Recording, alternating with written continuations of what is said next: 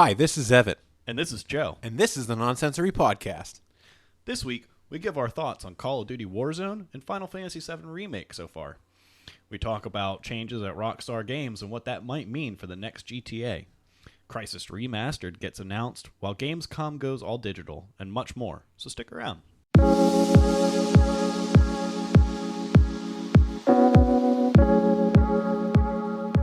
Greetings and welcome to this, our third episode of our Nonsensory Podcast. If you aren't already, you can subscribe to us on podcast services iTunes and Spotify, as well as our YouTube channel. Just search Nonsensory.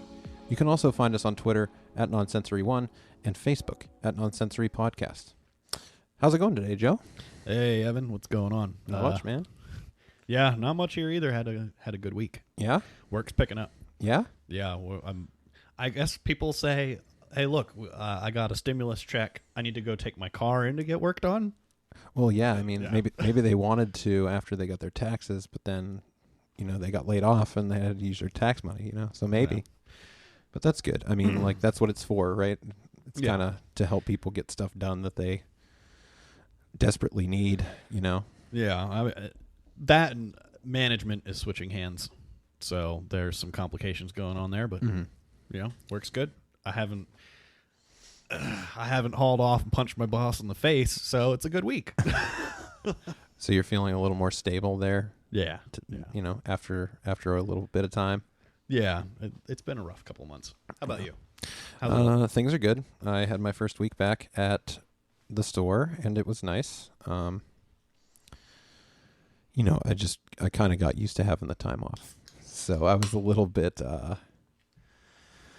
I was a little bit thrown off by how tired I would be, but I'm good. Good. I can't really complain. Everybody's been a little bit more upbeat. We got a little bit of help with our everybody got their stimulus checks, and also they gave us a little bit of a raise and stuff for right being in the ground zero at this point. So no, it's been good. It seems like morale's picked up.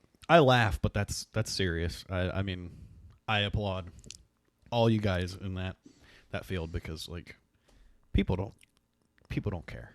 No, then the ones that do, and I will say for the most part that we have come across people that have been less than considerate, but at the same time, I haven't had that many encounters with those people. It's been fairly rare. Most people are very it's good to hear understanding and cooperative, and having to ask people to have masks on and stuff.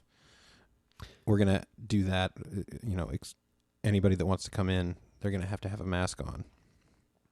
And for the most part, we're trying to tell people this during the weekend. Just get them into the mindset hey, Monday when this happens, be prepared. And most people already had them, so it wasn't. The thing is, we're supposed to start doing that where I work as well, at the garage. And my whole thing is, actually for insurance purposes, you're not supposed to be in where we were working on the cars anyway. Mm-hmm. So it shouldn't be a problem. Right. I think it's more for just you guys being around each other, Yeah, maybe. But I don't know.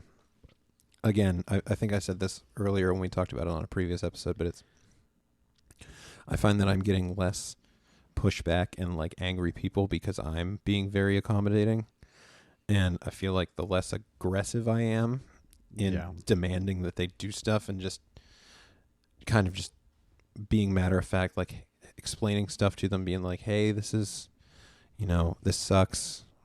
I don't like it. I don't like that anybody has to do all this stuff, but if you could just work with us, we're doing the best that we can. Well, I mean, we're recording with our masks on right now, right? Right, absolutely. Right. Absolutely. You'll see it on the video as well. No, we're 6 feet apart. We're fine. I got my yardstick out, and I made you put it against your forehead, and it's against mine, and we're good. All right. Well, I think we better get down to the matter at hand. Evan, what have you been playing?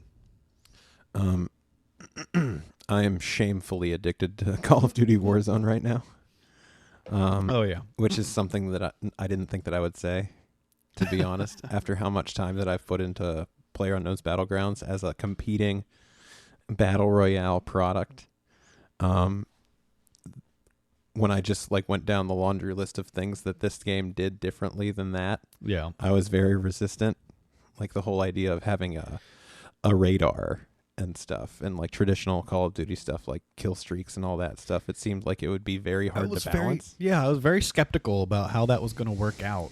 I mean, the one that really had me wondering how they were going to do it was like the tactical insertion. I was like, it's a different kind of game. That kind of seems strange, but I don't know.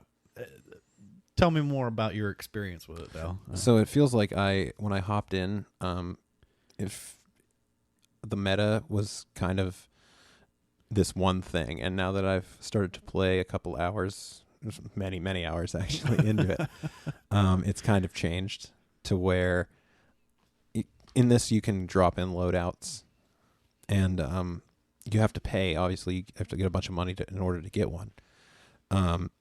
So we weren't really doing that. We were just getting like UAVs and airstrikes and stuff, like your typical COD stuff. And I was getting guns off the ground, and it was like, whatever, these are pretty good guns. Like I'm getting, these legendary guns from chests. Why do I need a loadout or whatever? I'll just play with what I get, because that's how I've played it. That's how I've played BRs before. It's you just get whatever you get. But the loadouts are like super important, because they come in with like, they come at you with these perks that you've always had in COD, right? Right. And for me, the most important ones are the ones that make you invisible on radar. I agree. And so you need to like have a loadout come to you so that you can get those perks. So you want to get the loadout for the perks than the guns, in my opinion. Okay, so full disclosure, I started playing last night. I actually downloaded it a few days ago, but I only started playing last night. And then right before the show, we snuck a little bit in. It's okay. Yeah, we played a round with our buddy Colin. It's our responsibility to be as fresh as possible on the things that we talk about. So we had to make sure that we got a round in before the show. So, but what I wanted to bring up was, can't you actually find perks sometimes in the chests? You can find. So what it seems like you can find is like you can find a drone and like a heartbeat sensor and stuff like that, and you can find like airstrikes and UAVs. I thought last night, I swear, I could be making this up, or maybe I had gotten a loadout and forgot about it, and you can drop perks. I don't know, because I actually found, I think it was Dead Silence. You can, that's one that you can find, but you can also, it's like if you find stuff in the world, it's based on just a single charge. But if you find a loadout and you get your loadout in and it comes with all those perks, then you get to have that perk the whole time. So rather than it being like, I'm going to use this Dead Silence to like go into this building and try to fight these guys. Oh, so you actually have to use it. Yeah, you have to use it. Oh. You have to hit like the X button or something, and it'll use it, and it has that short time, and then it's gone. But with the loadouts, you can call it in, and you'll just be like invisible to the radar the whole time that you're alive. Kind of stuff like that. That's a very big deal. I mean, it really changes how I want to play it, because then I go, well, I could spend my money on other stuff, but what's going to be most impactful? Probably not being able to be seen by like UAVs and stuff, especially when you're like late in the game. Yeah. And you're trying to like get everybody's getting smashed into one space anyway. Not being able to be seen seems like the biggest advantage that you could have. So that's what I want. So we've been, playing as a team, and it doesn't take long to get enough money to get one of those loadout drops in when you're playing with 4 people. So you can just get it basically after you've looted the first set of buildings. So you just like drop in, loot a set of buildings, you all combine your cash, get a loadout drop, everybody gets their loadout, and then you have your perks. And then you go. So that's how we've basically been playing. Right.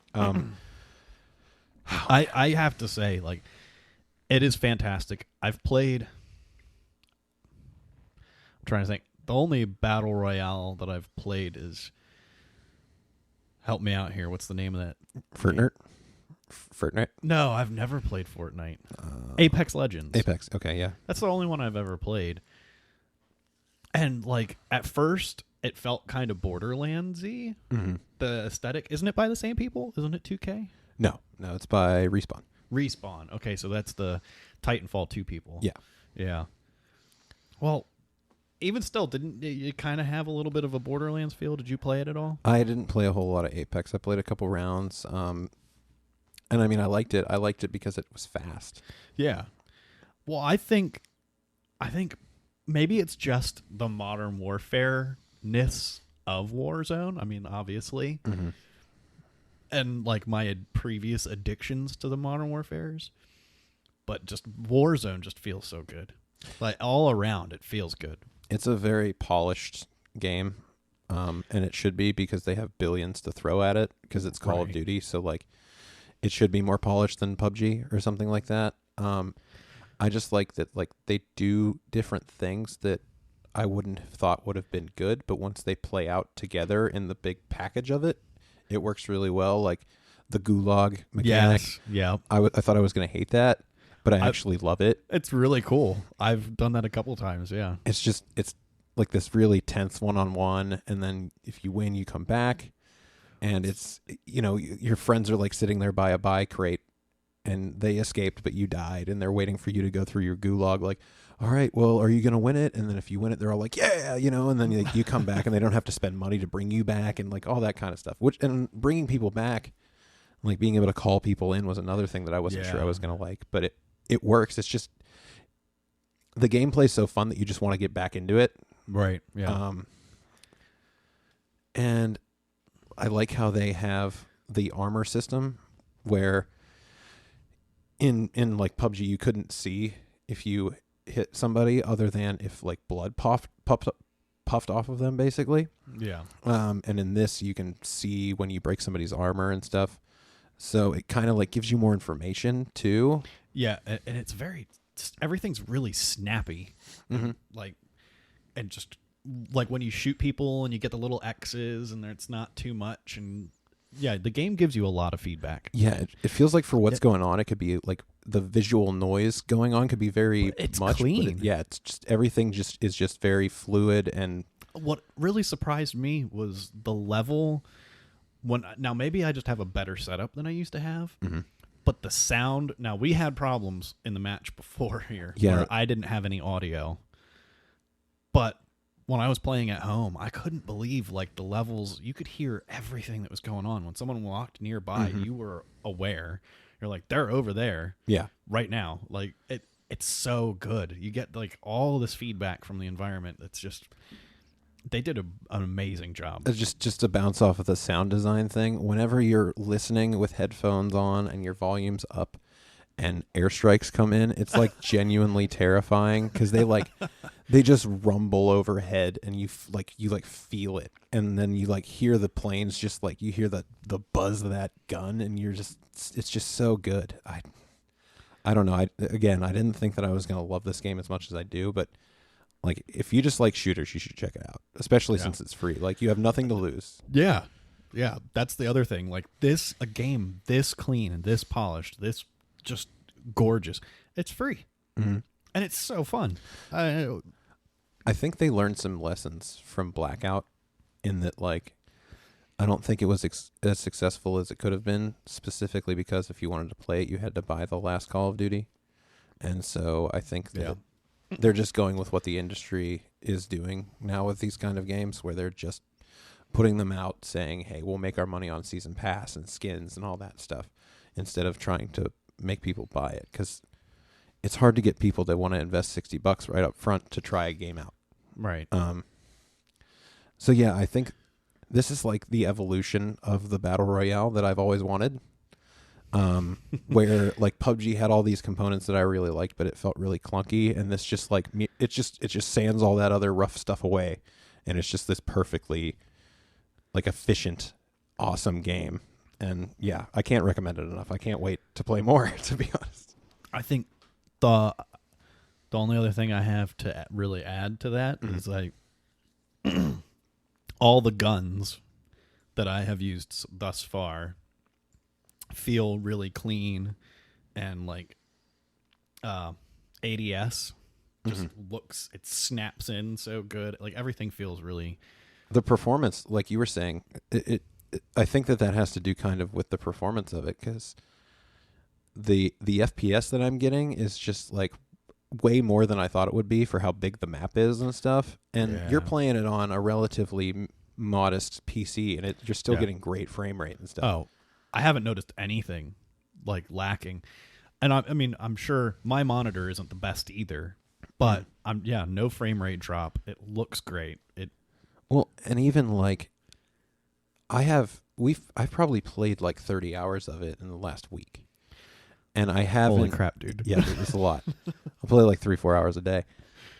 But I haven't had like a server issue. No. More than like twice.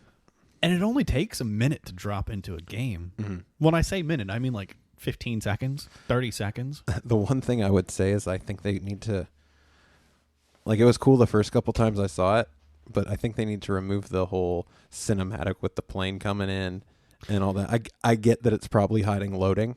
Yeah. And stuff like that, but it's just... That's exactly what it is. I'm tired of seeing it. I'm tired of seeing the same 3 face models just like walk up. There's like 8 of the same dude. He acts so chill. Yeah, he's just, I'm just going to jump out of this plane. It's going to be sweet. Wait till you see him go land on that roof. I'm going to beat you and your mom up. He like rolls his shoulder back. Yeah, I'm ready to jump out this plane. He's like, it reminds me of Snake Eater. Yeah. And the start of that game. But it's also like, I don't know. There was some stuff behind Solid Snake. I didn't think he was a douche because he'd done some stuff. Not Chad getting out the back of this plane with me. Chad. I don't even know you. Turn your mic off. Stop screeching, you bastard. Chadwick, turn your mic off. Okay, so that's my rant on what I'm into. Joe, I'm excited for you to talk a little bit about FF7 Remake.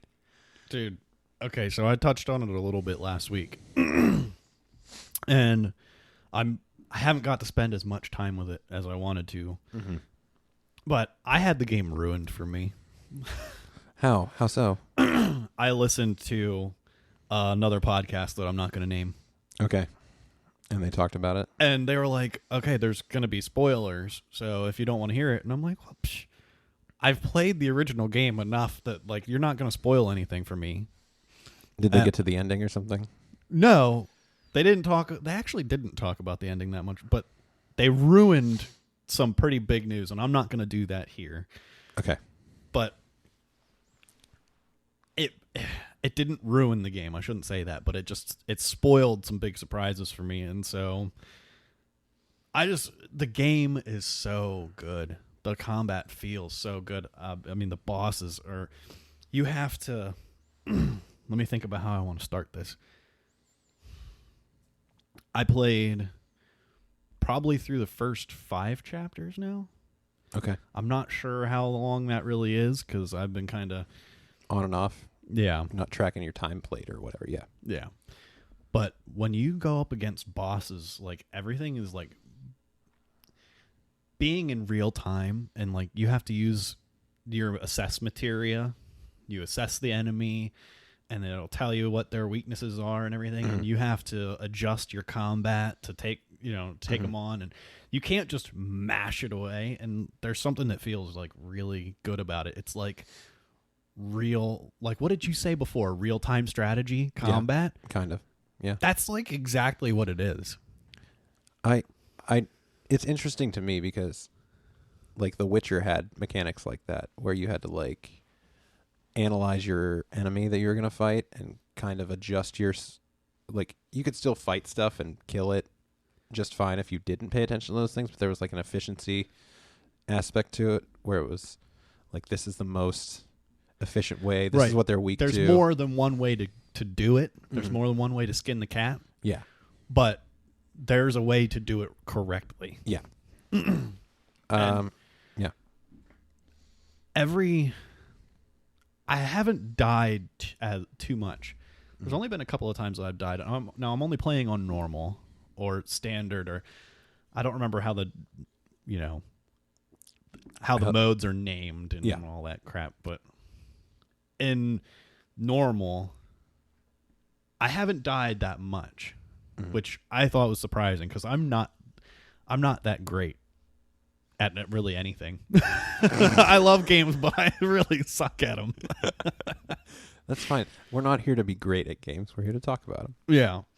But so I don't know what that would mean for someone else who's like really looking for a challenge.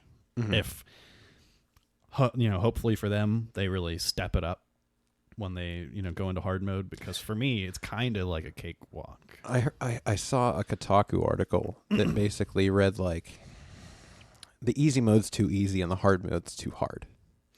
So, I'm repeating a headline that I saw from a gaming website. Take it how you will. You might not agree, but at the same time, I'm just using that as a reference to say that the difficulty options are kind of up in the air in terms of what people think of them. Right. I'll say this. Regardless of difficulty, it is fun to play. Mm-hmm. And I'm really enjoying it. I think it's definitely worth playing. The story is incredible. I was kind of down on it at first, and I still am a little bit. It's how old a game? I'm not going to be ruining it came out in 97, 98, so it's 20 plus years. Yeah. Yeah, and you've all seen Final Fantasy VII Advent Children, or I hope, anyway. At least if you haven't, you should check it out. It's cool, anyhow. It's a weird movie. It's kind of hard to follow, even if you know all the story. Yeah. But, one, they bring in Sephiroth too early, too often. Yeah, I heard that. I've heard about that. Yeah. And then that whole head trauma hallucination, which I talked about before, that's too much. Bubba. But you put that aside and you kind of get past it, and the story is solid. I'm definitely having a lot of fun with it, and I plan on talking about it completely, doing a review of it. What do you think of? What do you think they've done? What do you think of the characters? Like, you said you played a decent amount of the first one. So how do you like how they've kind of translated the old characters into this game? I think it's been said by some people, but I definitely have to agree. Jesse and Biggs were just nobody before. They were just there. Yeah, you had like 2 lines, and then they were dead, and you were right. Sorry. They were like, it was you and Barrett. You guys were the 2 in like charge of the squad, but it seemed like ridiculous that 2 of you could do all this stuff. So it threw some other people in there with you, right? It was Cloud, Barrett, and Tifa were the big ones, and Eris. Yeah. And yeah, Biggs and Jesse were just nobody. They were just kind of there to fill out your squad. And so when story beats happened that involved them early, you're like, I don't care. Like, they're nobody. Right. But now in this game, like, everything that happens, they develop them so much, and things they matter to the story, and they rounded them out as people, and you get attached to them. And so when things happen, I mean, even if it is a little goofy, they kind of went a little anime with it. Well, yeah, it's Square. It's right. It's Final Fantasy. Yeah, so that was Sorry, we're having a moment here. Yeah, so Jesse and Biggs are definitely more involved in the story, and it feels good.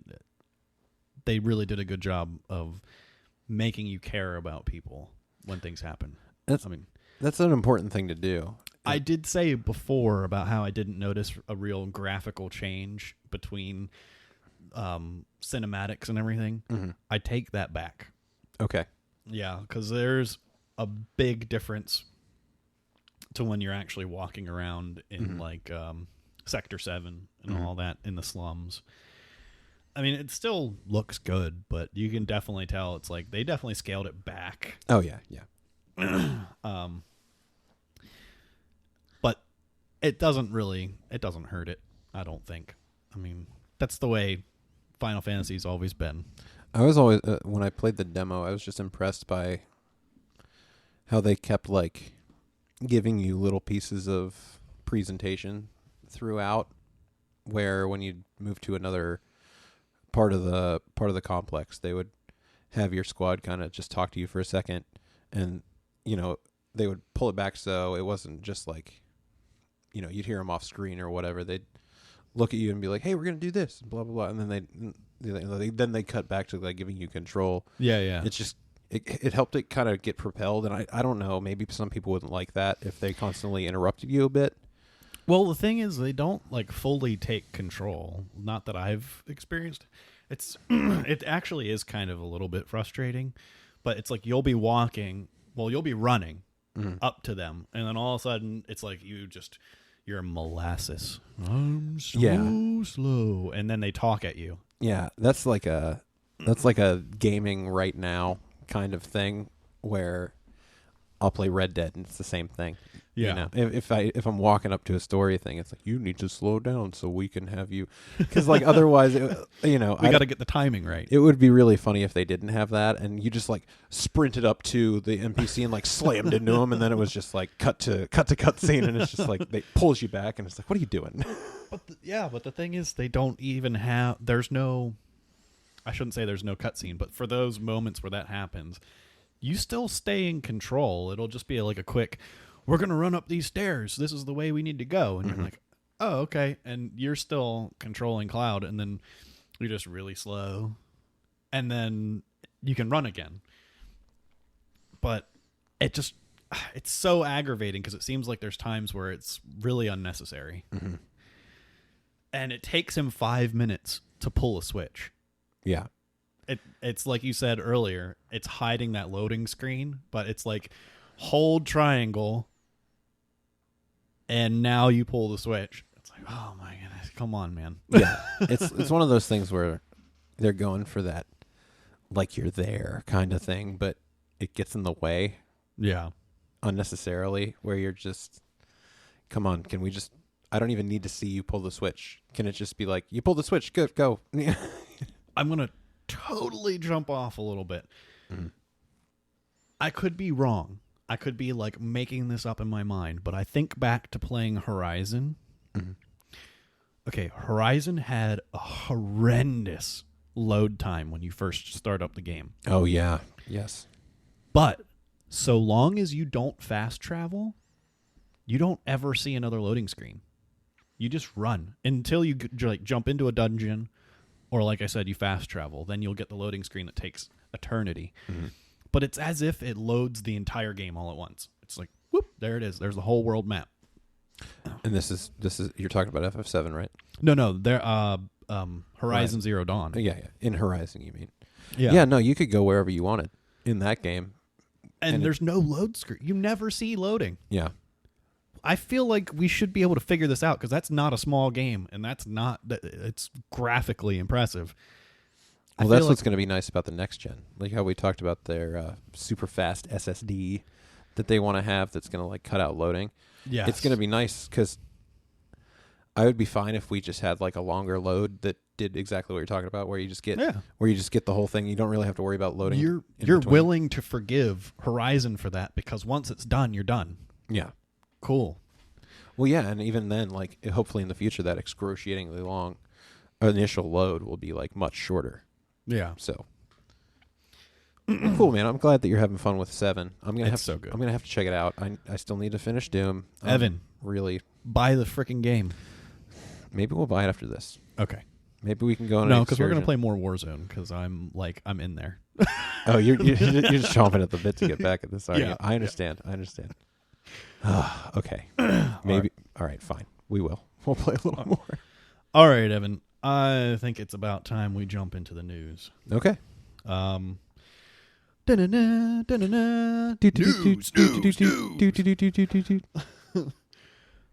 All right. So, Gamescom officially canceled to be held digitally. This is an article from PC Gamer. I don't know if you want to talk about this one. Yeah, sure. I'll hit it off. So, Gamescom is the basically European E3 equivalent. They hold it in Cologne, Germany, every year. And due to the Voldemort concerns and stuff like that, being that so many of the new, or like E3 was canceled, and a lot of the closer conventions have been either postponed or canceled outright. They were mostly going to be taking place in the next like 2-3 months, and so they were waiting a little bit to see how this was going to play out, I guess, before they decided to do anything with Gamescom, because it takes place in August. So they were thinking, I would assume that they were thinking, if we can get to June or July and still be able to hold it, that they would try. But Germany basically extended their ban on large gatherings to August 31st, which would insane. Which would so go. long. I know, man. Well, I mean, I don't blame them. I'm just saying that's a long time. When you leave it up to individual countries, they can do whatever they want. And Germany has been pretty proactive about it thus far. They've been pretty strict. They were like one of the first to jump on the full bans and stuff like that. But Merkel. Now they're basically canceling it because August 31st is past when they were even going to hold it. So they're canceling the in-person Gamescom, and they're going to do a digital-only event, but they haven't really said what they're going to do or how it's going to work. It is cool, actually, I think, that they're going to try this digital thing. I'm curious to see how they pull it off, if they pull it off. Well, I was reading a little bit when they canceled E3 and stuff, and it was basically wondering how this was all going to work out and make publishers see if they even need to go to these shows. Yeah. And we'll see once we get through all of this and they get through these digital events. Maybe the industry changes where they don't invest as much into these in-person shows, and they want to have digital-only events. I'm cool if we can at least keep the digital only. Yeah, digital only is fine. In person is better. You get like I said, the big hubbub. But digital only, you at least still get the everyone wants to release their stuff around here or make announcements about their stuff around this time frame. Mm-hmm. Which, I mean, it's like Christmas for gamers only. Yeah, unwrap your new trailers and stuff like that. Yeah. So the official statement from Gamescom, it says it's official. Unfortunately, Gamescom will under no circumstances take place on site in Cologne this year. Just like many of you, we are disappointed because as the Gamescom team, we have been working on a wonderful Gamescom 2020 for months. Just like the many exhibitors. However, it is also quite clear to us that, in the face of the corona pandemic, we must stand united. This means that we must all be considerate of each other and reduce the risk of infection. We are, however, already working at full speed on a digital Gamescom. It is, after all, the world's biggest event for games, and that's what it should be again this year. You can already look forward to how we will celebrate the best games and Gamescom together with you and millions of gamers worldwide at the end of August.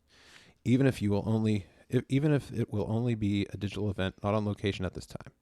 Because one thing is certain, this year too, Gamescom is and will remain the heart of gaming. That's a bold statement, Cotton.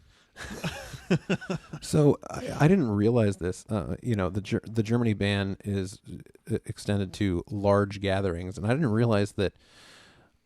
I'm not sure if it's like a 3-day or a 5-day conference or whatever, or convention, but 370,000 people go to Gamescom.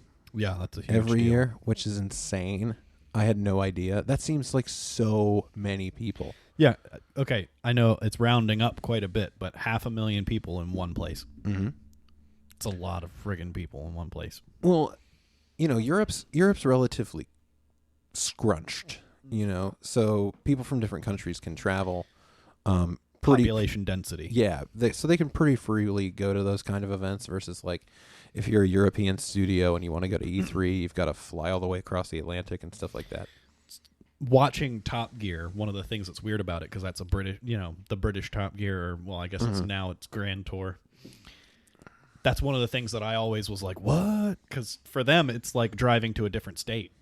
Is just like, I'm going to go from Britain to Germany, or maybe Germany's a bit far, but I'm just saying, you go from England to France to wherever. It's like, yeah, it's like from going to like here to Cleveland. Yeah, it's like nothing for them. Yeah, well, and their rail systems are a lot better. Yeah, you can get on a train and go to another country. You can't do that from here, really.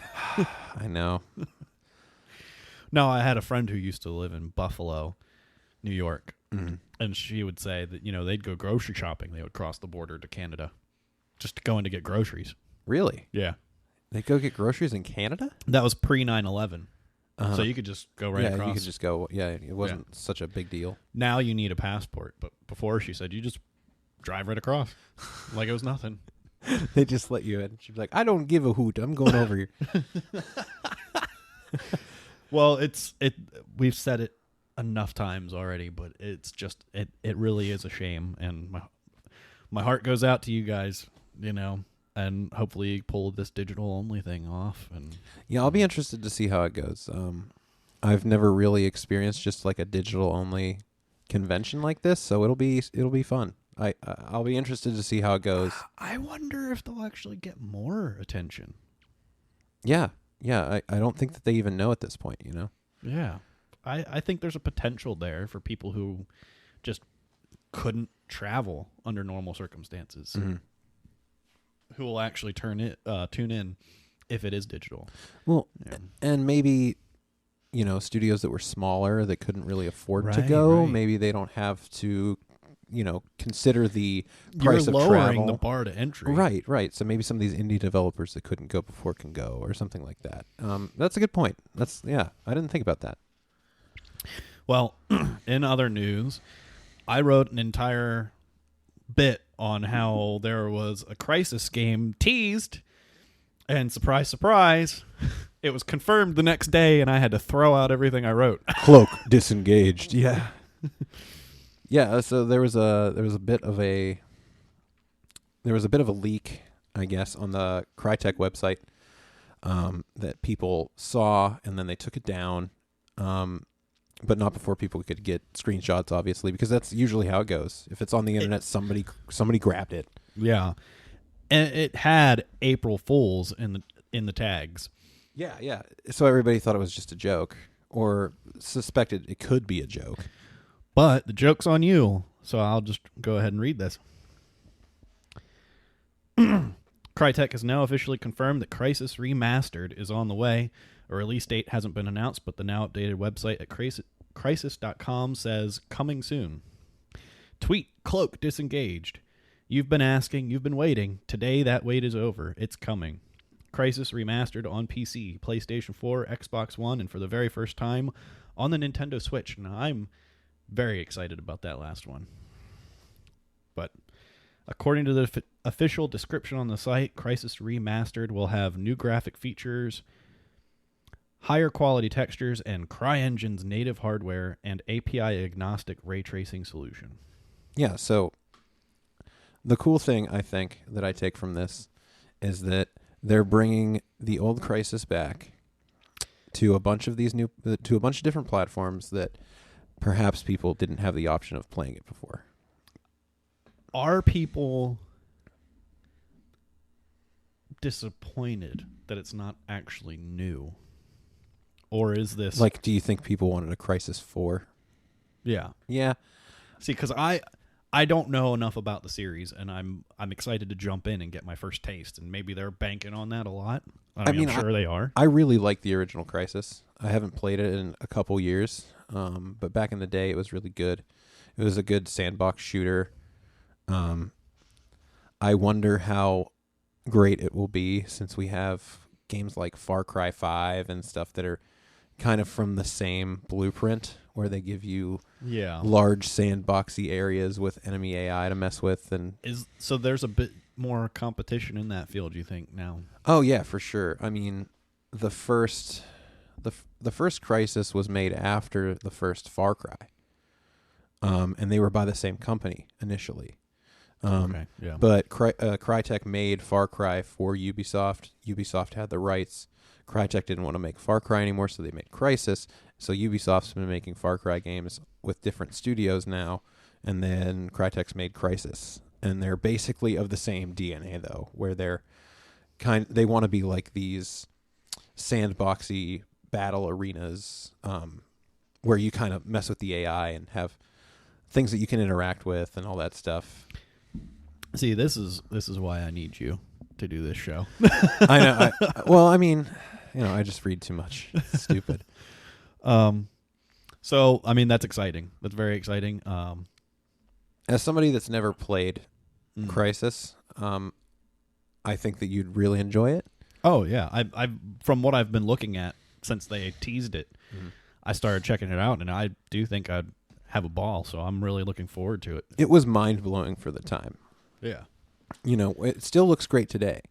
The problem is you can still play the original Crysis, and it still looks great. But when they made it with like these very bleeding edge graphical techniques that were also super inefficient for their time. So they, even on today's hardware, it's like not the greatest game to run. It's like it can be slow. And I was reading about that. It's like they were like the standard. Can your PC run Crysis? Right. That was the whole thing that people talked about for years and years. I mean, it's still a joke. So it'll be nice to have it remastered so that there's like it's optimized better. It runs better across a bunch of different hardware. I mean, if you can play it on the Switch, which we've seen like Doom and really graphically intensive games ported to it, they don't look that great. No, but they work. Yeah, you get frame rate drop like bad. See, what confuses me about this whole thing is they're saying that it's going to be on PC, PS4, Xbox One, and for the first time on Nintendo Switch. But then it also says it'll have new graphic features like ray tracing and stuff. So that's obviously not going to be on anything but PC. Because it says native hardware and API agnostic ray tracing. So right now on PC, if you want to have ray tracing on, you need to have an NVIDIA graphics card that can run ray tracing. The PS4 and Xbox One and Switch don't have that. But what Crytek has been working on is basically you don't need hardware to do it. They have a fully software solution to it, and this will be the first time that they've actually put this out in a game. There's a demo out, but it's just a tech demo right now. Yeah. So this will be the first time that they're going to actually implement this software solution into a game. So I'm interested to see how it works. Yeah. I still very much doubt that even with the software solution that the ray tracing effects will appear on PS4 and Xbox One, but it will on PC, and I'll be interested to see how it looks because, again, Crysis is such a good-looking game for 2008. It's insane. 2008, yeah. The original Fear was 2007, right? Somewhere along those lines, yeah. I think it came out maybe a year or two after Half-Life 2, actually. So it could have been like 05, 06. It was earlier. I mean, it was later than I thought. But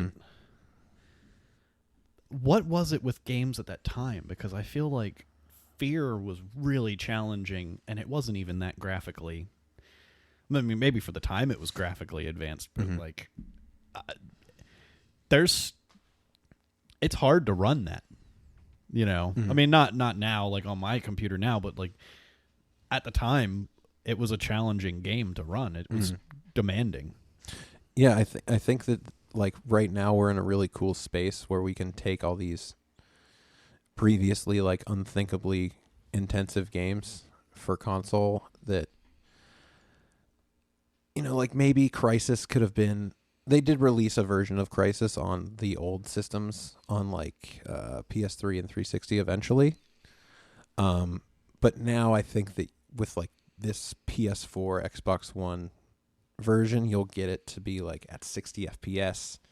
Because the old versions ran at like 30 and they're kind of lower res and stuff. And I feel like finally you can have this game like 1080p, 60 FPS, like responsive, how it should be played.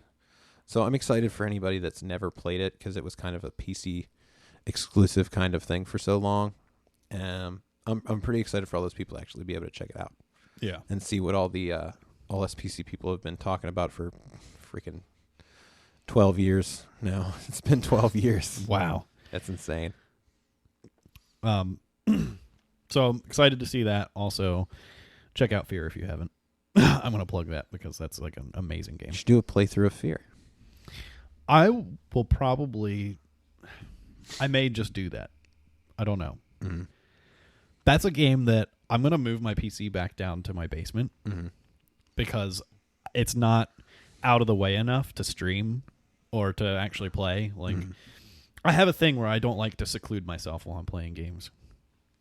But I need to be secluded because I have a 2.5-year-old who's running around and screaming his head off all the time. Then, my wife's having to yell at him and whatever. You know what I mean? Right, and you don't want him to just like walk up to the computer and be like, "Daddy, you're shooting that guy in the face." Exactly. So like, this is how it works when you get older, son.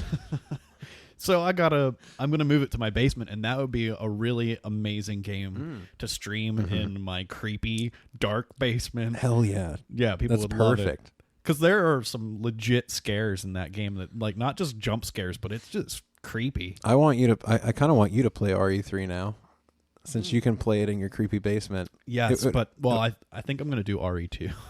Okay. Yeah. Oh, I gotta get that to you. You can borrow my copy. Amazing. Perfect. Dude. Beautiful. All right, that just happened. So the ESRB, they're the Entertainment Software Ratings Board, and they're basically the body of which rates games. It came into being in, I think, the 2000s as a way for the video game company to kind of self-regulate itself and to rate its games so that they could have a proper system in place so that parents could know what the games they were buying for their kids, what the content was. So it was basically a response to all the people that were coming out and saying that video games cause violence and mass shooting and all this stuff. Mortal Kombat. Yeah, stuff like that. So the ESRB has been around for quite a while now. Well, it was Mortal Kombat that brought around the... I think you're right. Yeah, I think it was the Mortal Kombat and like Doom and stuff like that. Like, the bloodiest games of the time. Yeah. Like Carmageddon. It was a huge deal, and I remember one of the many scummy things that Nintendo did was, like, they had the... Theirs was the cleaner version, and Sega had the blood-free version. Yeah. But you could still put in the code and get the blood, but... Yeah, I played the original MK on a friend's Super Nintendo at some point, and I was like, something's wrong. Like, there's no blood. Why is there no blood? Well, if you... Like, Nintendo actually was like, look, they have all those blood in their game. And I'm talking about the Sega one. Mm-hmm. Yeah, it was kind of Nintendo. Yeah, they were trying to be like, parents, we're looking out for you, parents. Yeah, shame Nintendo. So the ESRB has added a new loot box warning to their ratings, but it's kind of intentionally vague. So we'll get into it. This is from PC Gamer. I can take it. Go ahead. The ESRB announced today that it will begin applying a new label, in-game purchases, including random items, to any game that offers randomized items for purchase, including loot boxes, card packs, treasure chests, and gacha games. Is that how you say that? Gacha? Yeah, like gotcha. Yeah. The original in-game purchases label will continue to be used on games that offer non-randomized purchases, such as expansions and cosmetics. And then I just had a note in there because I had to look it up. So if you're curious, a gacha game is a in-game gambling mechanic that acts in the same way as a Japanese gachapon vending machine that dispense a random trinket for a few dollars, dispensing after you pull a lever or the like. So, continuing from the article, Star Wars Battlefront 2 was assailed on all sides for attempting to loot boxify perks and stats. With Battlefront 2, droves of players protested, and regulators began to grumble about how the practice might meet the legal definition of gambling.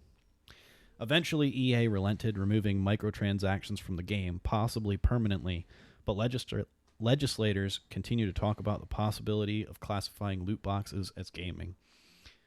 And I apologize to you for my reading. I was stumbling a little bit, but... That's okay. What do you think? So, I think that this whole debate kind of falls into the public responsibility thing versus the corporate responsibility thing, where the argument's always, well, if you're going to let your kids play games, then it's your job to make sure that they don't buy these things.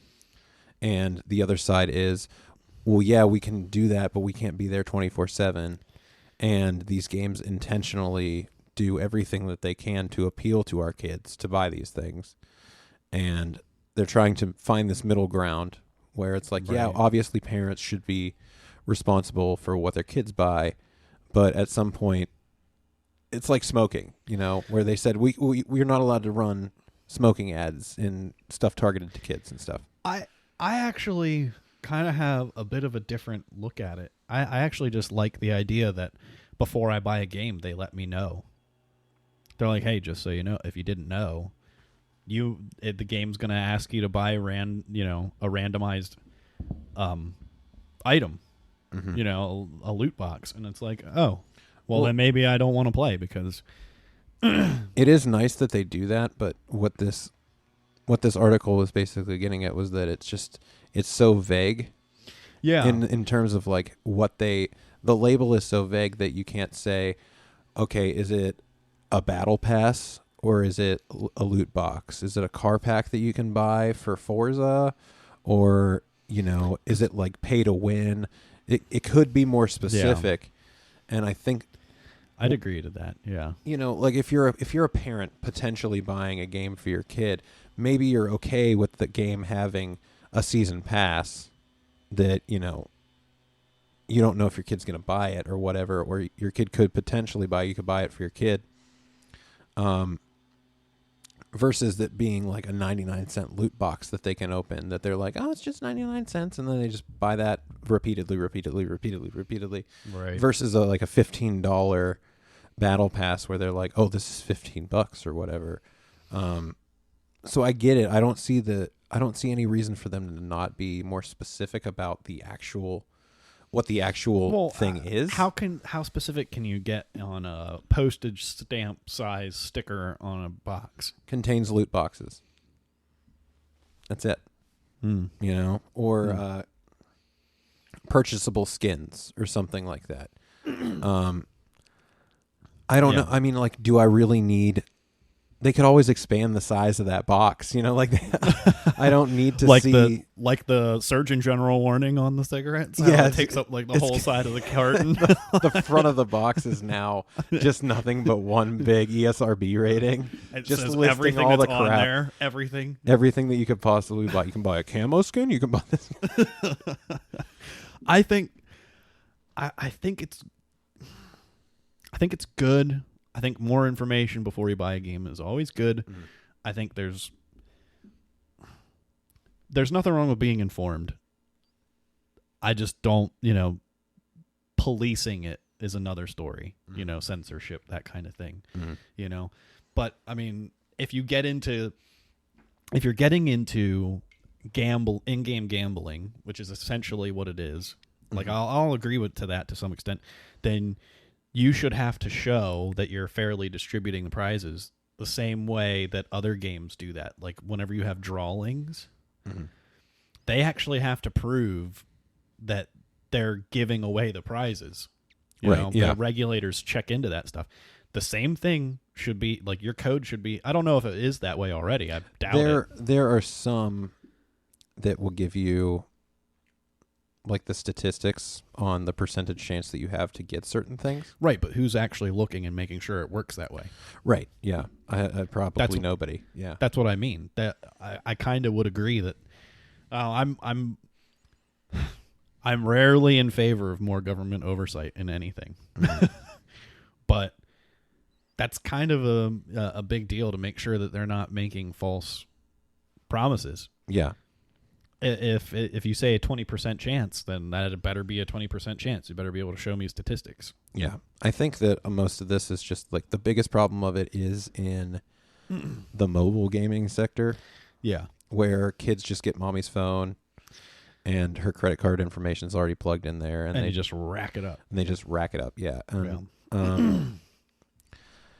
I don't know. I try to be empathetic to people and their addictions. Yeah. And I get that there's a bunch of stories out there that have people that are addicted to this kind of stuff and they feel like they can't help themselves or whatever. And the next thing you know, you're $10,000 into. Right. I get it. Yeah. And I feel for those people. And I don't really see... I just don't see the harm in it. I don't see the harm in putting out more...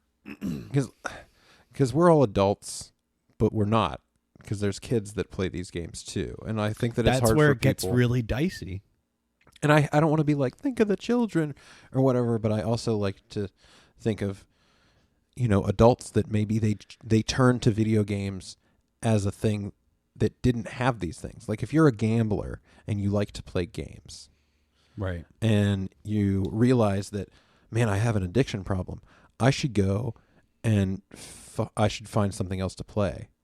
And then maybe you get turned into a gamer and you're like, yes, this is great. I love these games. And I'm not spending all my money on gambling. And then they come in and they're Battlefront 2. Actually, guy, here's gambling in these games that didn't have gambling before. And they're like, no, they're dragging me back into it. Like if people want to gamble, go gamble. Yeah. Well, okay.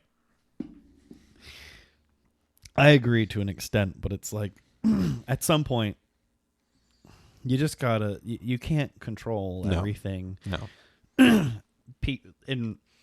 There are countries without drinking age limits, mm-hmm. and people handle themselves. Yeah. Okay. Over here, we now raised the smoking age limit to 21. Did you know about this? Yeah. I didn't even know about this. Mm-hmm. I saw a sign the other day in the store. I was like, "Are you freaking kidding me?" Yeah.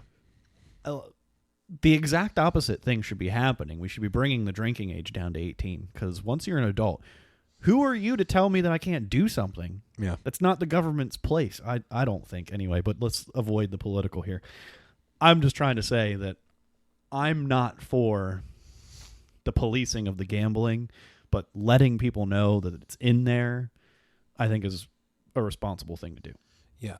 And I would just say that with stuff like smoking and drinking, you're a kid, you go to school, and they teach you about that stuff, right? Yeah. So when you're 18, I feel like you've had all the opportunity in the world to get everything told to you about like how bad these things are. They do hammer it home. So yeah, but so it's like if you're 18 and you've sat through all those classes and they're telling you like, hey, this stuff's really bad, and then you still just go, well, I'm going to do it anyways. Then that's your choice. I agree. But like nobody's. Yeah, drink to that. Hell yeah. But Cheers. if nobody's... That's the thing with these gambling mechanics, though, is that nobody's telling these kids, what this stuff means. Nobody's telling them, like, what you're doing to mommy and daddy's bank account and stuff like that, Yeah. It's a weird thing because it encompasses such a large swath of people now, gaming does. It encompasses people that are 4 years old playing games on their mom's phone or iPad for the first time, all the way to, old farts like me and you, and so you can't, there's no way, I don't think that there's a way to like fairly think about that whole audience without also kind of dragging some part of that audience down in a different way, Yeah. I don't know. It's the thing that is still playing out in courts and stuff. So us just having this conversation, it's like, well, it's not like anybody else has figured it out either. Like the governing bodies are still talking about this and trying to figure out the best way to handle it. So hopefully in the future, we'll have an answer that everybody can get along with, I guess. Now for a little bit of a little bit more upbeat news. Halo 2 is arriving on PC. We're not exactly sure when, but the public PC beta is beginning this very weekend. So we're recording this on the 19th of April. So at some point, 18th or 19th, they're going to start the beta for select 343. I guess they're what? Anybody that's in the Halo Insider program, not anybody, but they will start sending out invites to people in the Halo Insider program. This isn't a open public beta for anybody to join. It's kind of like if you were... Oh, I actually got the impression that that was what it was. Nope. Oh. So you have to be a member of the Halo Insider program. There's a website that you can go to. You sign up to be a member of the Insider program. I did that whenever Reach was coming out, the first game in the MCC to come to PC. But I never got anything. So it's just, I don't know how they decide or who gets it or if it's just random. But they've basically sent out invites now, and people will start to play the beta. And as far as I can remember, it's not very long after they start doing this. Maybe like 2 months. Yeah. So it felt like a very short time between when I read news about these public betas happening for the last 2 games that came out on MCC and when they actually came out. So it's very exciting. Hopefully we won't have to wait very long before we get official Halo 2 on PC. They're supposed to all be out by the end of the year, is what the article goes on to say. Oh, yeah. Oh, really? They're trying to have everything out by the... Ooh, I must have missed that. Well, I was supposed to copy it into the doc, and I thought that I did. That's okay. But, yeah, what they were saying was that they're supposed to have all of it out by the end of the year. Yeah, and as this Polygon article says, the initial launch was rocky. This is the Halo Reach initial launch was rocky. Halo 343 surprise launched Halo Combat Evolved in March, and the rest of the games, Halo 2, 3, ODST, and 4, are all expected before the year's end. We'll see. Yeah, dude. Oh, man. I can't wait. We are going to have so much Halo to play. I can't wait, man. I've been... we talked about when we started to do our little introductions, me and you talking about our gaming history and stuff like that. Yeah. I talked about how I traded in my PS2 for an Xbox just to play Combat Evolved LAN parties. Yeah. And then that eventually, moved on to Halo 2 because they both released on this first original Xbox. And man, I'm just like salivating at those memories. I'm just worried that I'm going to have rose-colored glasses on and I'm going to go back and try to play them and it's not going to be as great as I remember. Yeah. Like, especially now that I'm into Warzone. Well, it's going to be probably pretty hard to pull me away. You have to look at it this way, too. There was probably a bit of that going on, the rose-colored glasses. That it probably seemed better at the time because that was like a new thing. Like the LAN party, multiplayer shooter. Yeah, especially on consoles, yeah. Yeah, that was a whole new game. Mm-hmm. So it had a significance to it built in. Now you go back to it and it's like, we've had this. We've had Call of Duty for how long? We had Battlefield and all these other... Yeah, we've had a ton of multiplayer games come out and be successful since these games. Yeah, so you go back and it's not going to have the same magic because the multiplayer was part of the magic of the game. Well, I also don't understand. I also don't understand why. Maybe they're thinking that this is for a new audience and that this new audience is used to doing stuff this way. But I hate the fact that I can't play split screen on the PC version. No? No. You have to have... so I've played it on the Xbox Game Pass, right?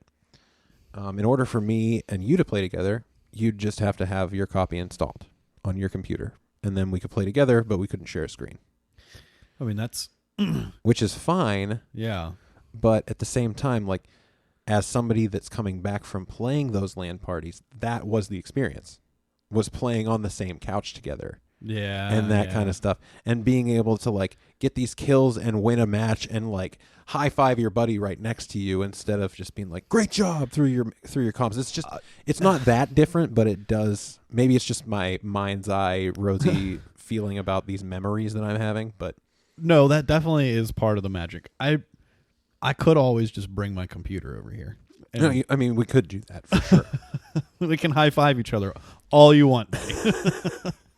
No, we'll do, like I was saying with the webcams, the individual webcams. Yeah. I'll just have like a hand cam for you. High-five. And we'll just high-five the screens. Yes. It'll be great.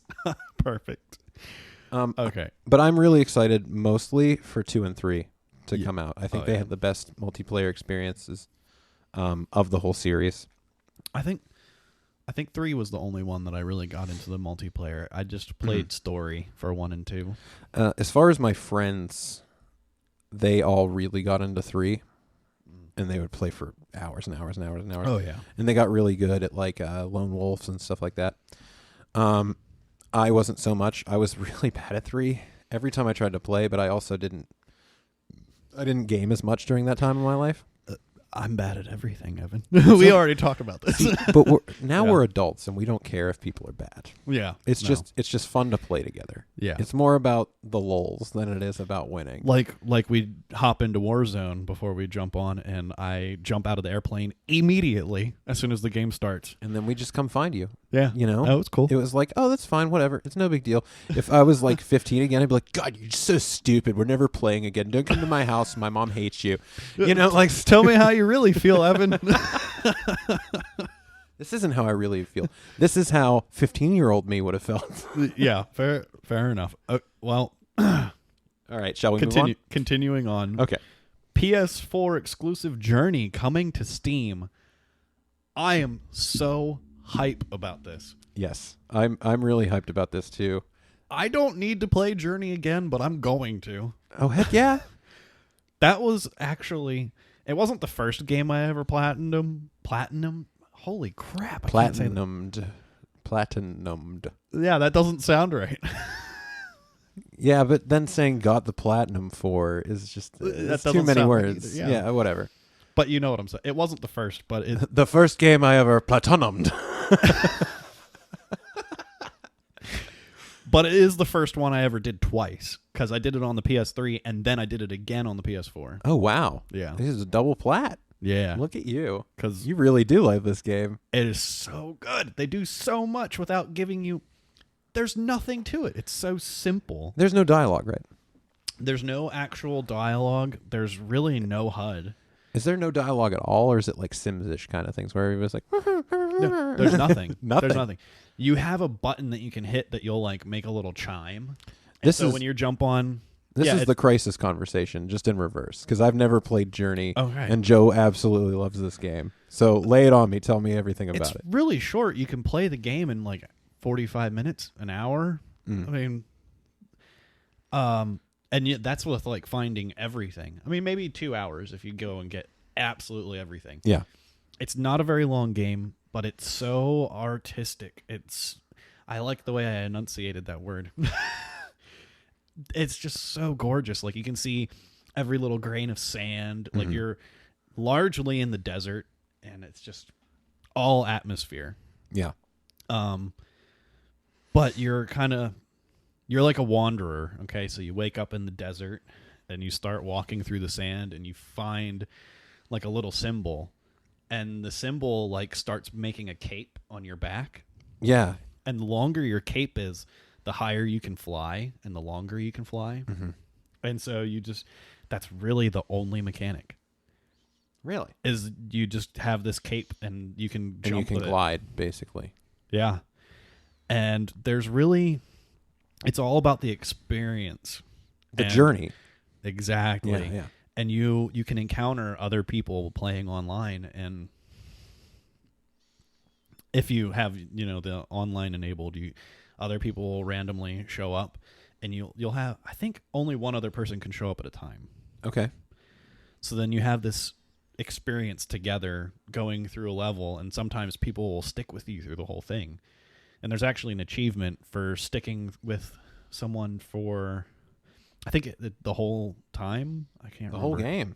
Yeah. Okay, so this must be a fairly short game then. Yeah. Like it is like an hour. You can do it in an hour. Really? That's it? Yeah. Oh, okay. I wonder how much this is going to be.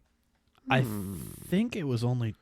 Maybe it was only $20 when I got it. Yeah, I was going to say, it came out on the Epic Game Store. So, do you want me to read it? Yeah, go ahead. You read it. I'm going to look this up. Former PlayStation exclusive Journey released on the Epic Game Store last year, 7 years after its original launch on the PS3 following a 12-month exclusivity period with Epic. The game is hitting Steam on June 11th. Chances are you caught wind of what Journey is about. It's one of the most acclaimed games of recent years. The basic gist is this. You're a mysterious figure exploring a mysterious land, solving light puzzles, and sometimes encountering other human players. Communication with these other players is limited to small in-game gestures. It's a simple concept, but the execution is gorgeous. And like what they're talking about is you hit a button and you make like little chimes, and the sound is a little bit different the longer you hold the button. But there is no talking. It's funny that you said that because that literal I was I looked it up, and there's a trailer playing right now that was literally just that. Boop, boop, boop, boop, boop. Yeah. Yeah. It's so... So it's $15 on the Epic Game Store right now. So I assume that it will be a similar price on Steam when it releases. How much was it? I missed 15. Yeah, it is. It's not the content heavy Hollow Knight, okay? Mm-hmm. But it is an experience that I think like everyone should have. Yeah, I think that this from that game company, and they've made Journey as well as Flower, and they seem to be these shorter experiential kind of games where they're not so much about like length as they are about like providing a unique experience. So something like Journey, something like Flower, where Flower was you played as a flower petal and you flew through the world and like made stuff grow and brought color to everything. And I actually didn't play that one. I'm gonna have to, but Journey really is, and that's kind of sounds like it too. But that age-old question: are games art? Yeah, Journey is the emphatic yes. Yeah, yes, they are. And I remember when it came out that was basically what I heard about it. Is like maybe you don't like it as a game, but as a piece of art. You know, because people always say like, well, it's a game. It should have this. It should be gameplay, and stuff. You know, it's a game, a video game, so it should have more game. But like, and these are more experiential. It's like the same thing that people have against like walking simulators. Yeah, where it's more about the experience that you have as you go through it, rather than like mechanical complexity. But I've always loved games that are just experiential kind of. You don't need to be super interactive as long as they make me feel a certain way. Exactly. I appreciate a game that can make me convey those emotions. And it sounds weird to say that there are story beats in something that's like this, but like there are things that happen in the game that really hit you in the gut. Mm-hmm. With no dialogue and nothing. Like they do just an amazing job of just drilling home little concepts. Like big emotional concepts with nothing. I mean, you have to experience it. It really is. It's worth $15. People buy this game. It's so good. I decided to include the Journey article on our doc specifically because I thought that it was a cool jumping off point to just the ridiculous amount of good games that are on other platforms that were exclusive that are starting to come to PC for me. Like all of the David Cage games. I'm not familiar. They're Heavy Rain. Oh, okay. Yeah, and Detroit. That came out on PS4. And Beyond Two Souls. Yeah, that was it. Beyond Two Souls. That was another game that they made. It had Willem Dafoe and Ellen Page in it. Oh, I know about that. You remember game. that one? Yeah. Like all of those previously exclusive games, they're coming over. Now we have Game Pass on PC where you can play all the Halos. This game coming out, Flower, and now you've got Horizon. Horizon's coming to PC. Yeah. And which is huge news. I guess that was just including this Journey article was just my way to say how much I cannot wait for Horizon on PC. It's going to be oh man, it's so good. That is another game that I platinumed, and then I got the DLC, and I got all the DLC as well. Like I have 100% complete that game, and I will just say that game in Ultra Hard. Holy crap! Yeah, it seemed like it would be really tough. I mean, that's a hard game. So you keep saying how bad you are at games, Joe, and I don't think that you realize how bad I am at games as well. Because like I played that game on normal, and it was pretty tough at spots. Oh yeah, I'm not saying I didn't die a lot. If you were actually watching me, you'd be like, "Dude, get good." So I just stuck with it. My favorite thing to do is Eileen loves that game. Yeah, it's like her favorite game. And she's actually gotten really good at it, which she should be because she's played it. This is her third playthrough, so she should be good at it. Holy crap! But like the first time that she tried to play it, the whole playthrough, she just leaned on the roll mechanic, Yeah. so much that it would be I'd either see her walking between groups of enemies or rolling while trying to fight stuff just constantly. And I'd be like, you don't have to roll. You should stop and try to shoot things. But I'm just excited for this game to arrive because it's still one of like the most beautiful games. Oh, yeah. It is really Horizon gorgeous. is just the most ridiculously beautiful game. Even on when I watch it on PS4, like I talk about it every damn episode, but I have a really nice PC and I can play stuff that's, designed for PC, super high resolution, all this crap. And I still think that some of these console games, just the art direction and just the technical feats that they can get out of these things are just insane to me. And well, that's part of the excitement of them coming to the PC is being able to see them like exactly how they're meant to be. Yeah, at full power, like Skyrim. Well, that's why I wanted, that's why I've always wanted Bloodborne for PC, is so that I can get 60 FPS. Same thing with Horizon. I just want to play it in 60 FPS. Yeah. That's really what's most important to me, to be honest. Like even if I played it at like the whatever resolution that it is on PS4 or whatever, I wouldn't care, just as long as I could get it at a 60 FPS. I'm wondering if we should maybe dive into a little bit of a side, if you want to get into it real quickly. Which side? Mashed potatoes or macaroni and cheese? Mac and cheese. Okay. What the heck is wrong with you? Oh, sorry, I'm thinking of KFC. I'm always thinking of KFC. No, because I know we're still doing the news, but if we can jump off just real quick. Yeah. That kind of brings up a whole other thing. With more and more coming to PC that were exclusive, and like exclusivity now, it seems like a lot more often exclusivity is like just a time frame. Yeah. You can have it for 3 months. You can have it for 6 months. You can have it for a year. Well, And then eventually it opens up. Like we're playing Call of Duty.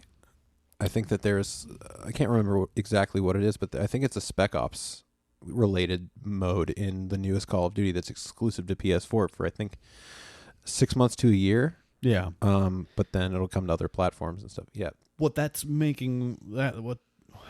me wonder is exclusivity on the way out? Because if platform exclusivity, yeah, for like permanent, I think so. But what that makes me wonder is then, like, when are we going to get to the point where there's just one console? Well, I don't think that we'll ever get specifically there until maybe we get streaming services. That is how we play our games. Whenever we're not getting specific boxes from Sony and Microsoft that they need to sell with specific exclusive games that you can't get somewhere else. Because I think that they've moved to, we're going to release our exclusives on PC because they don't think that they necessarily compete. But they're not going to release Gears of War 5 on PS4. The same way they're not going to release Horizon on Xbox One. But you can get both of those games on PC right now. Right. It makes me wonder if we're not moving in that direction. I think we will end up there, especially with... Again, I brought up streaming because streaming is going to be the great equalizer. Once you can stream a game as well as you can play it on hardware, there's going to be no need for hardware.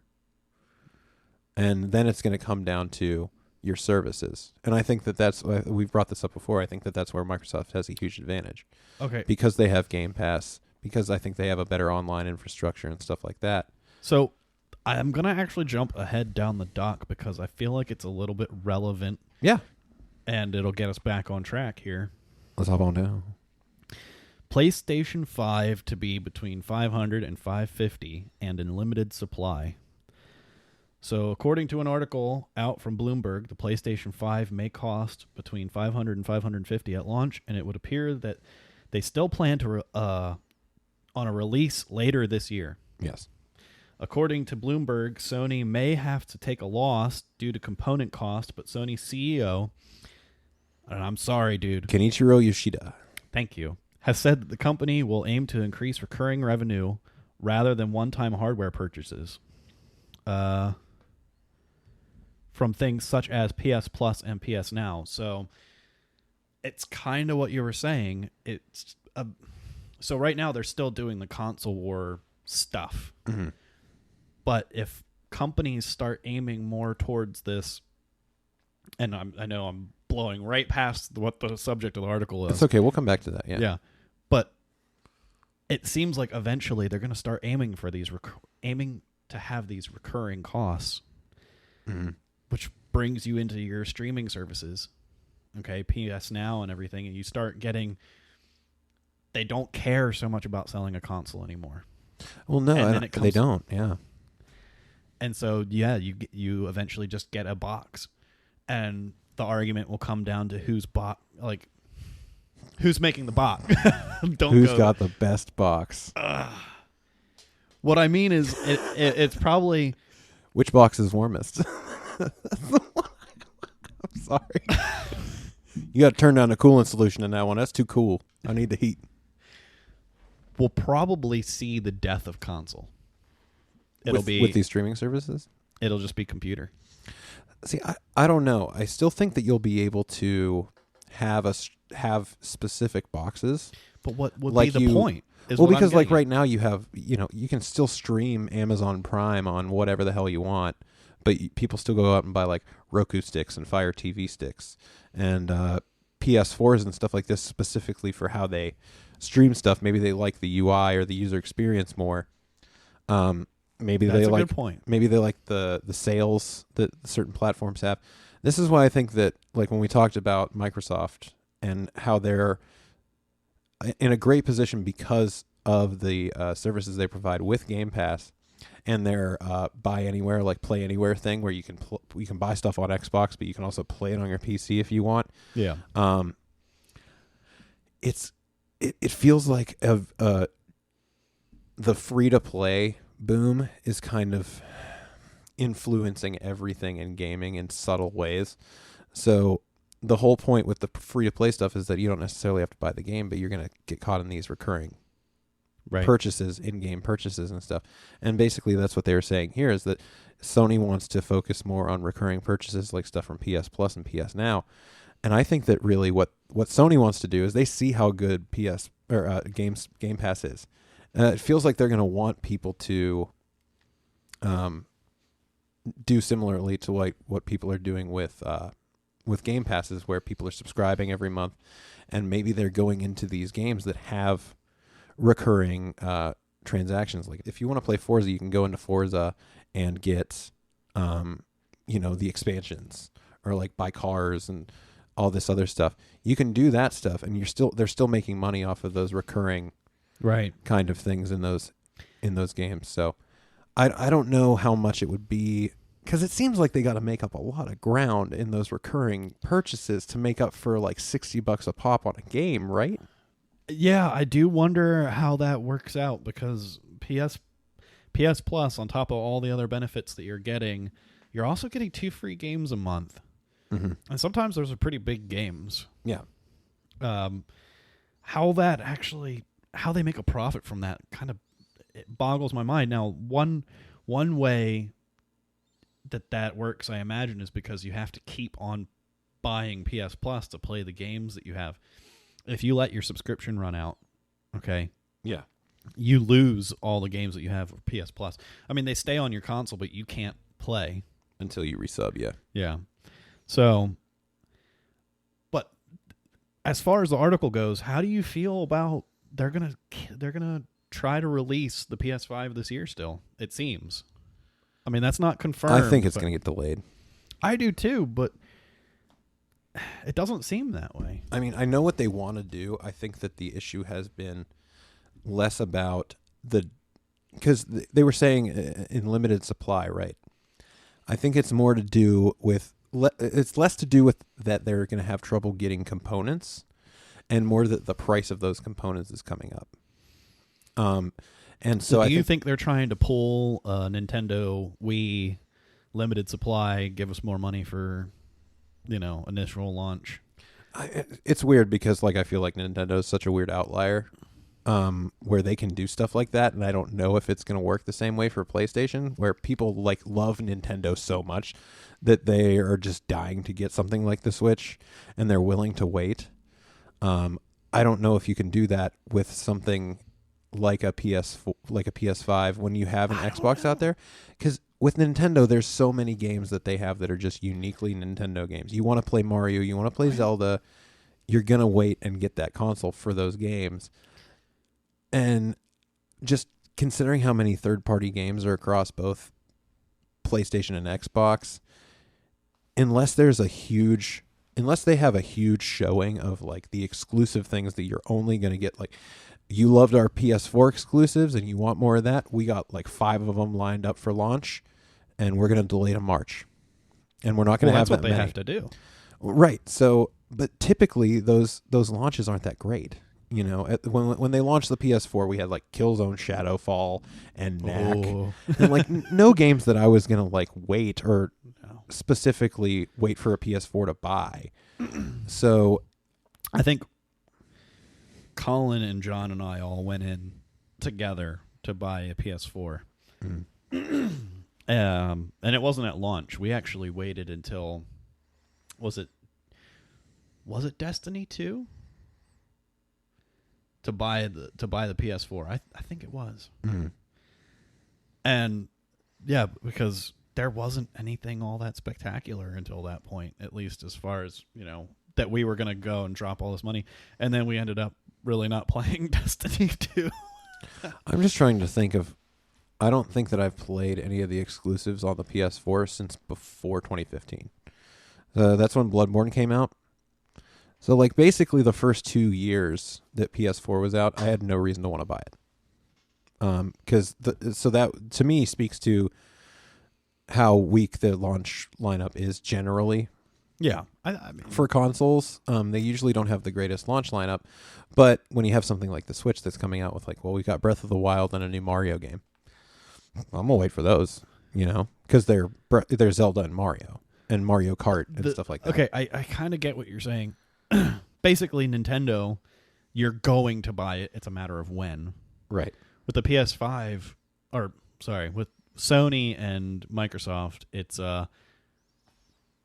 not quite the same equation because you can get the same games for the most part. For the most part, yeah. If you're a really big fan of Assassin's Creed, or just like you play Madden, yeah. You're not really going to care that somebody's going to get, like, you know, a new Killzone game on the Sony system for PS5 if you're really just like, well, the Microsoft console came out earlier, it's cheaper, and I can play Madden there. You know, you're probably going to go for that. So it's that whole thing of like the audiences that are out there, you know, like for me, if Sony came out and was like, we're going to have a Horizon sequel and maybe they delay Last of Us 2 and Ghost of Tsushima out of summer, and then they make them PS5 cross-platform launch titles or something like that, I'm down. I will totally buy a console for those games. But are all the Dark Souls, are those exclusive? No, you can play those. The only exclusive From Software games were Demon Souls and Bloodborne. They were both exclusive to PlayStation. But Dark Souls 1 through 3 is available across everything. I don't know if Dark Souls 2 and 3 are available on Switch, but Dark Souls 1 is available on Switch. Yeah, I know. And I was very tempted to buy that when that came out, the remaster. Mm-hmm. And I'm kind of glad I didn't, because while I am absolutely in love with the Dark Souls game, it all comes back to I suck at everything. I was literally just going to say, if you think that you suck at games, don't play Dark Souls, because then you're just going to hate yourself. Because I genuinely think that I'm pretty good at games, and then every time I play it, I'm like, I must be terrible. You know what pisses me off about Dark Souls before we jump back to what we're supposed to be talking about? We were doing so good. We were. It's fine. What did you just say? What's that? Dark Souls? Yeah, you were talking about Dark Souls. Oh, and sucking. Damn. Forget it. That's okay. We'll cut it. So, PS5, $500 to $550. Just as a consumer right now, if it comes out around Christmas still, are you going to have the money to buy it? Me? Yeah. No. But would you if it was $3.99? Well, I will work towards buying the PS5 no matter what. I am I am in Sony's pocket. Mm-hmm. Okay, I'll freely admit that. Microsoft, I can't say the same thing about. I mean, we've talked about that before. I will admit a little bit of fanboyishness to the PlayStation. Mm-hmm. That's just honesty. Well, I need to, like, from what we've seen from Microsoft thus far, up to this point, I have room to be encouraged. Right. No, I'm very happy with what they've been doing. Their console seems good. Game Pass has really made me feel a lot better about them. Yeah. Just in terms of what I can look forward to playing. Even if I get the next Xbox console and they don't have the best of exclusives, I still have this giant swath of games that I can play on it right from the start. That's actually... That's what I wonder. Is it smart or not, the streaming service thing? Or not streaming service, but the Game Pass. Because the way I see it is I don't need Microsoft's latest machine, which is smart in a way because you're still going to get me to buy stuff and you're still going to get me to subscribe on Game Pass. When I probably wouldn't buy an Xbox and you'd lose all that sales. Right? But instead, I'm like, well, I can play it on my computer, so if there's a game that I want that's exclusive, I'll Game Pass it. Yeah. Because I'm getting a PS5 no matter what. I think no matter what Microsoft does, that's the direction I'm going. I'm getting a PS5, and then I'll Game Pass. Mm-hmm. So I'll probably do the same, yeah. Yeah, I think that's actually... Microsoft really made a smart play. I'm just interested to see, because right now, if you have an Xbox One or a Xbox One X or a PC, you can go and play stuff on Game Pass. But then what happens when next gen comes out and they decide to start adding stuff to that, from Game Pass to that, or from like a new exclusive game that's only playable on Xbox, right? When are they gonna end up bringing those things to Game Pass? And when they do, those things aren't going to be playable on Xbox One, right? You know what I mean? Because it's going to be a newer game. It's going to be harder to run. So at some point, you're going to run across... What it's been seeming like to me is that they're trying to make it so... that most of the games are playable between both. Mm-hmm. So it'll play on Xbox One, but on Series X, it'll play better. That's what I've been seeing a lot. Or maybe I'm not paying attention, because that is the way that they're doing. They said for the first year that they want to be able to cross-platform stuff for the most part, yeah. And I think part of the reason for that is, one, things are at a technological point where people don't feel the need to jump forward. At every point before in gaming history, there's been a substantial reason to jump forward. The performance of the machines is exponential until now. Mm-hmm. And now it seems like you can make a massive jump in technological performance, and it really doesn't translate to much in-game. So you can cut my loading screens, and you can make things look a little bit nicer. Mm-hmm. I'll still play on the old machine. I'll wait to say that before I see the new games. Yeah. I want to see what they actually have in store, and see how they leverage the new power in a graphical way. Yeah. To see if it makes that much of a difference before I make that judgment. But I think the reason that they did this is to have most of their exclusives be cross-platform is just exactly what you're talking about. Like, maybe people just don't want to upgrade right now. Now they don't have to. Now they don't have to feel like they're being left behind either. Right. Because whenever you get a new console and they come out with these new games, you're just like, well, crap, now I have the old one. And now I can't play these new ones and stuff. And the nice thing is going to be, well, we appreciate you being an Xbox customer. And now you get to play these games too, and you don't feel left out. And eventually, if you want to upgrade to get the better thing, you can. But we're not going to leave you in the dust while all the new pretty graphics go to other people, Well, speaking of Game Pass. Yeah, but Before we get into that, just Yes. one last comment. I think you're right. They'll put it off, and I think it would be smart. I think it would be very silly to launch a system into this market. So PS5, looking forward to it, and yeah. So Game Pass.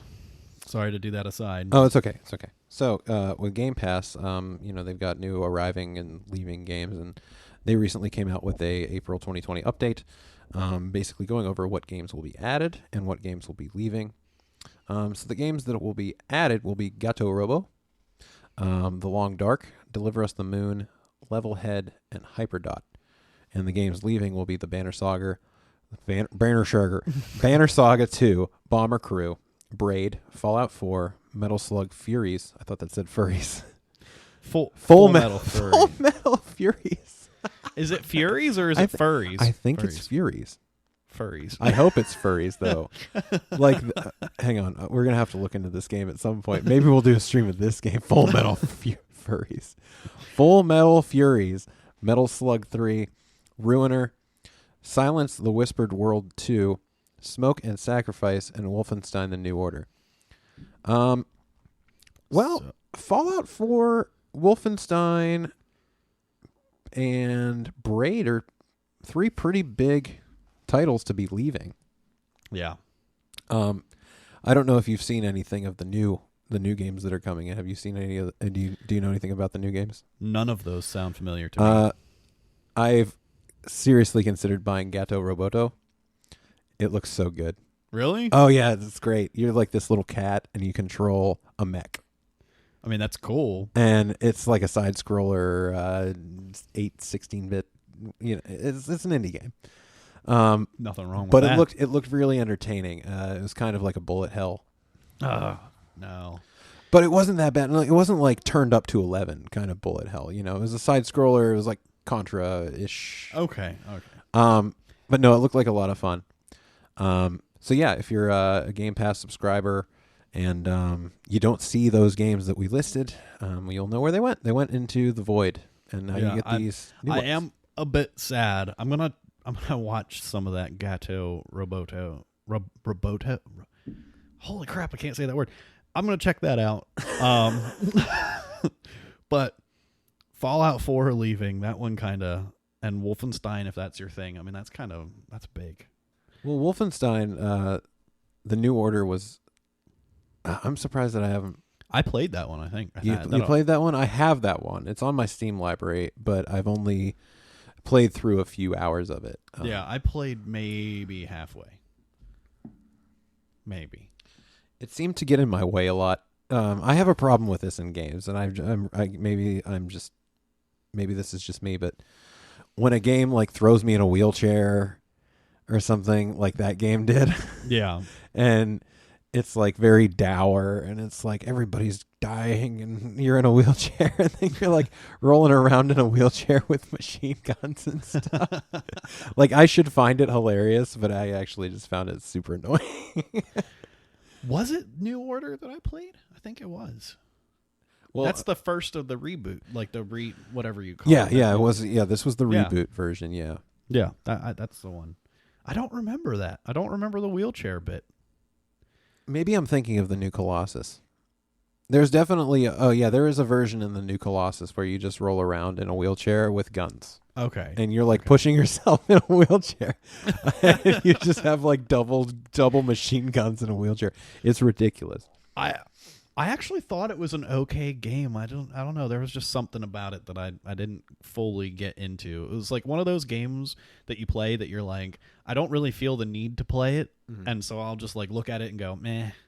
And then I'll finally put it on and I'll be like, well, I'm having fun. Yeah. You're just never really tempted to put it on. Yeah, I don't know. I wish that I could pinpoint what makes my brain decide what I want to play and what I don't. Right. And like it seems like the decisions that I make to not play a game are fairly trivial. Yeah, but no, it's not even like a conscious thing. It's like every time you play it, you're like, this is a good game. You just never... Well, like I'll equate it to my time with Monster Hunter, where if I didn't have a friend come to me and say, we need to play a game together, and then he bought the game for me. Yeah. I would have been sitting on the outside with Monster Hunter just like, oh, I'm just freaking anime people and stuff like that. And it's just, it'll be like a weird Japanese game. Yeah. And believe me, Monster Hunter World is a weird Japanese game. Yeah. But if I wouldn't have played it and got hooked into all the stuff besides the stuff that annoys me, then I would have missed out on a great game. So. All right. GTA 6. So, we've all heard about the Kotaku Crunch article and the rough conditions at Rockstar. It would seem Rockstar is heeding the voices of the community and its employees and making some changes. In an article from Destructoid from Wednesday that discussed the changes, Rockstar seems to be slowly shifting its ways for the better through flexible work schedules, improved management, leadership training, and better lines of communication. Employees seem to genuinely believe that the developer is breaking away from the mandatory overtime/crunch habits and problematic culture that it had been known for within the professional video game community. PC Gamer also had an article out about the crunch culture at Rockstar. In it, Jennifer Colby, head of publishing, said that they have undertaken a lot of work across every area of the company, and we have taken conscious steps to improve our approach to developing games in order to reduce the need for overtime. We realize we still have plenty to do in this area and will continue to take steps so we can more accurately predict and schedule games and DLC in a way that is more sustainable but still allows us to create the creative flexibility to iterate on the incredibly ambitious and complex games we make. PC Gamer goes on to say one potentially very interesting approach to reduce the impact of crunch could be seen in the next Grand Theft Auto, which Kotaku reports is Rockstar's next game. The report says that management is giving thought to making GTA 6 smaller than previous games in the series and then filling it out with post-launch updates. In theory, at least, scaling down the initial release would relieve some of the pressure of trying to get it done on a deadline. How do you feel about that? How do you feel about the idea of having a GTA that's not all there at launch? I think games have been doing this a lot. Yeah, but for a GTA title. I know that games do this, but we've never had a GTA where it's... 4 had Lost in the Damned and the Ballad of Gay Tony. Those were DLC expansions that you could buy. But in terms of like the base game of GTA 4, it was all there. And so they've never really hacked off content from a GTA game and sold it to you piecemeal like this. So I'll confide in you something over the internet that I've never confided in anyone before. Mm-hmm. The only GTA I've ever played was San Andreas, which was a masterpiece. Oh, wow. San Andreas was a masterpiece. But you haven't played 4? I haven't played any. You haven't played other 5? Ones. No. As far as an outsider looking at it, I think they're trying to turn around a very negative image that they have, which I think is very necessary. And if it actually helps and they can still put out a good game, I'm all for it. Yeah. I think they've got to do something because that Kotaku article from, when was that? 2018? Mm-hmm. Oh, man. They look terrible, man. And seeing that they're taking steps, that's wonderful. We'll have to wait and see what GTA 6 looks like. I think it is important for them to reduce crunch because, again, like what we were talking about with that Naughty Dog article, eventually, once you create this culture of crunch where people in the industry talk and they know what happens at other studios. And if your studio gets a reputation for being hell to work at, then all the best people leave. Yeah. And then it becomes harder for you to make games because you get either worse talent or you have to train new talent. And people don't want to work with you. Right. Like other companies. Right. If they see that they're going to get PR nightmares. Yeah, for as much as people say that these people get compensated and they'll have overtime and stuff like that. Maybe they just don't want to. And if enough people that are very talented don't want to, then it's eventually starts to become bad for your company. See, I I was one of those people that said, well, at least they're getting compensated on the back end. But I didn't realize that this was something that was mandatory. Like these people, to force people to put in. Well, it wasn't mandatory in the Naughty Dog case. Yeah. It was mandatory in the Rockstar case. Which I have a completely different view on that. You can't. Mm-hmm. That's called. I mean, you're getting compensated, so I shy away from saying slavery, but forced labor, at the least. Yeah, it's like, well, we're compensating you, and it's like, yeah, but I would rather just not be compensated and go home. Right. Well, you don't have that choice though. Yeah. That's the thing. It's like, well, it's either you work the overtime and we'll give you the money, or you're fired. That's wrong. That's right. Very dirty. And so it's especially, and I think a lot of times we think about it in terms of like these game developers that make a ton of money, because relatively, game developers do make a lot of money. Oh, I'm sure there's smaller studios where this happens. Oh, it's not even just the smaller studios. I'm talking in terms of the employees that don't make that money, because there are people that are programmers and lead designers and stuff. Those guys, they make good money. I feel like even if they're in crunch, they're making a decent living. But when you hear about the guys that are making six figures because the royalties at the end. Well, right, those guys, like I'm saying, like they're fairly. I don't know if they're fairly compensated, but they're more compensated than a lot of industries, right?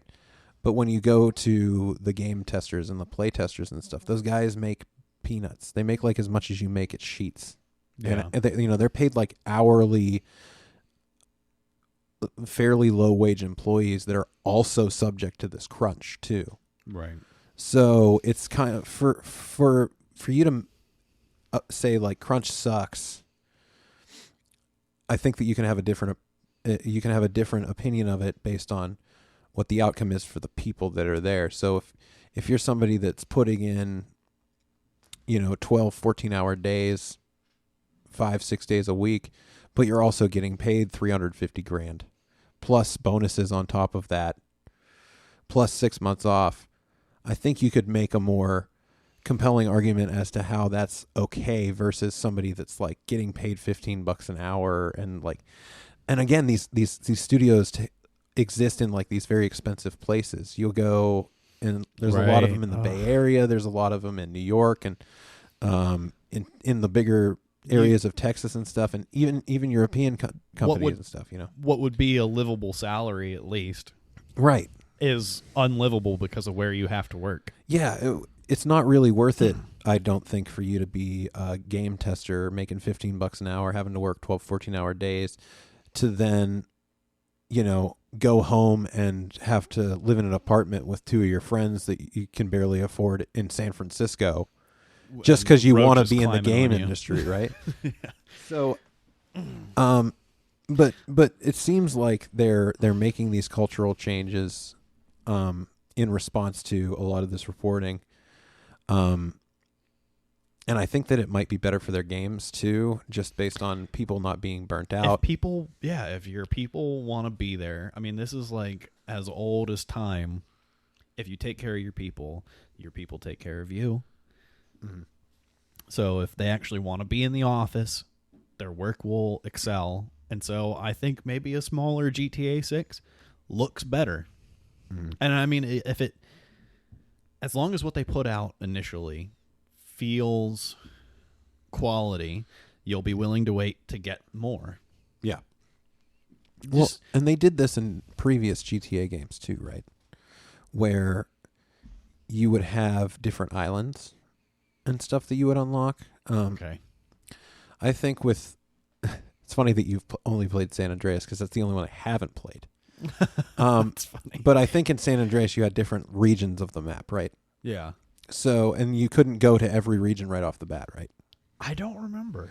It's been a while. San Andreas was a long time ago. Even in GTA 4, you would start out in a specific part of the map that was supposed to be a specific area of New York, and then it was like, oh, you can't go across the bridges because the terrorists or whatever, and Roman would tell you that, and so you'd be stuck in this the starting area of the map and stuff like that. Yeah. And then you'd eventually go to the different island that had the different part of the city, and you do quests there and stuff. And I feel like maybe we'll get like something like that where you're. So that was just something you had to unlock through the course of the story. As the story progressed, then you'd unlock the bridges would become clear, and then you could go and play the rest of the missions in certain parts. The thing that's tricky there is if you try to work something like that in, that's probably the smartest way to go about it. But then when you play something like that, you know that all that you have to do is get to a certain point, and I'll be able to cross the bridge. If you know that, oh, I can't cross the bridge until I get some DLC, it's a little different.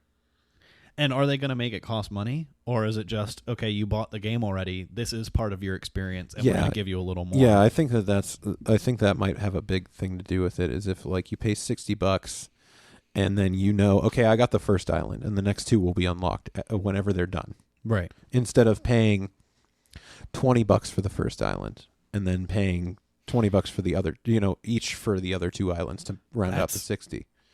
That's actually an interesting idea. I don't think it would work like that, though. It'd probably be 60 up front, and then maybe the DLC's free. Yeah, I would hope so. I just don't know. As a consumer, I don't know if I would want to pay $60 and then trust that the other two parts of the game are going to be good. It's like if you, it's like the FF7 remake, right? Yeah. If they said, we remade FF7, but we're only releasing Midgar, pay us $60, and then whenever the other two are done, cool. That means that you've already given them the $60. Maybe you're pumped about the first set of game that you played, but the other two could be shit. Right. And then you've already paid them $60. And you're like, well, the first 20 hours of this game was cool, but then the remaining 40 hours that they promised me that I didn't receive right away wasn't very good, and now I'm upset that I bought the game. Well, I mean, and it's not even just that. It's that they could still then charge you for what you already know is half of a game. They already said, we're going to make it smaller at launch and then add to it. So now you're going to charge me $60 for what I know is only half a game. Mm-hmm. And then if you don't give me the rest for free, you're going to hear about it.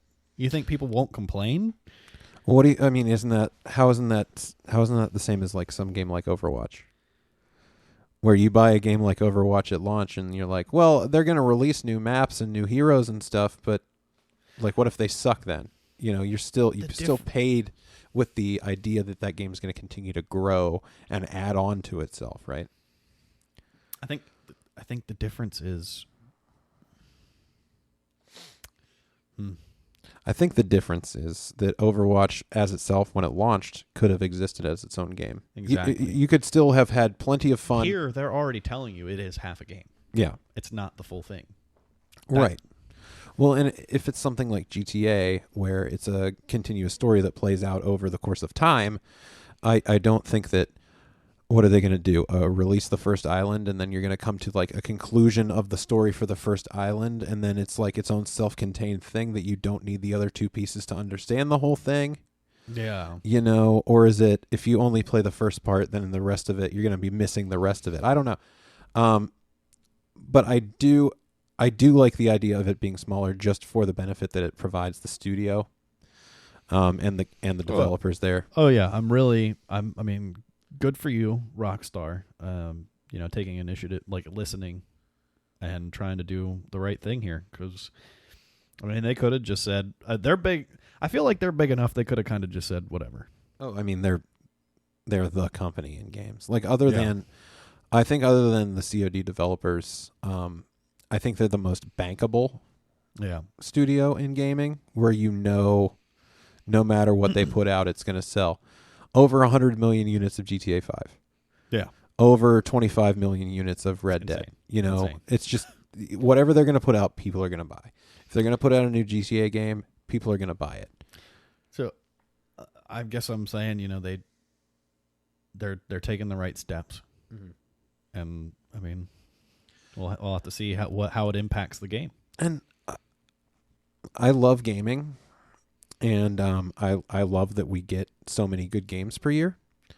But if studios really just slowed down and took the time to make their games and let people have the proper time that they need to make them and not overwork them and try to squeeze everything out for like holiday time and the most, the time that we can make the most money. And if they just spaced their games out more and we had less releases, I don't know if I would care, because there's so many games. I'm still playing through my backlog right now. It's like these new games are just a hindrance to me completing games at this point. And especially now that part of our job is to play games now. Well, yeah, I'm trying to get through and finish Doom Eternal. And then it's like, oh, hey, well, you want to check out Warzone? And then I played 30 hours of it in a week instead of finishing Doom. And now I'm hounding you to play Final Fantasy VII Remake. And now I'm trying to get through Animal Crossing. And it's like game after game after game after game. And this is actually a slow time. Mm-hmm. This is a slow time. Well, yeah, I mean, Last of Us just got delayed. Otherwise, in a month, we'd be looking that in the face. Yeah. And it'd be another game where I'd be like, well, I mean, I really want to play it, but I have all this other stuff to play. It's one of those weird consequences of Voldemort that is kind of nice in a way. I'm sure there are people out there that are like pulling their hair out like, yeah, come on. But I'm kind of like breathing a sigh of relief over here. It's like I'll be able to get into some stuff. Well, again, it's all about audiences, right? People like us, we've got lives. We don't have as much time to devote to games. So it feels like there's just an ever falling waterfall of new games that you just can't climb up. But then for 12-year-olds, they just have nothing but time. And so this doesn't seem like a lot of time. It's like, well, I beat Red Dead in a week. And it took me like a month and a half, Yeah. So they're blowing through games and they're just chomping at the bit for these new games. And we don't have the time. So we're like slow down, and they're like, no, this is great. And they're at the top of the waterfall, like paddling ahead. Mm-hmm. We're at the bottom, heads underwater. And like for a moment, we've broken the surface and, taking some breaths. Yeah, every time I complete a game, I get my head above the water for just a second. And then I'm right back down underneath. Yeah. So the last bit of news. The last bit of news that we have for today, I added in a little bit late. As somebody that used to work at a game website, and just generally likes to follow gaming news and stuff like that.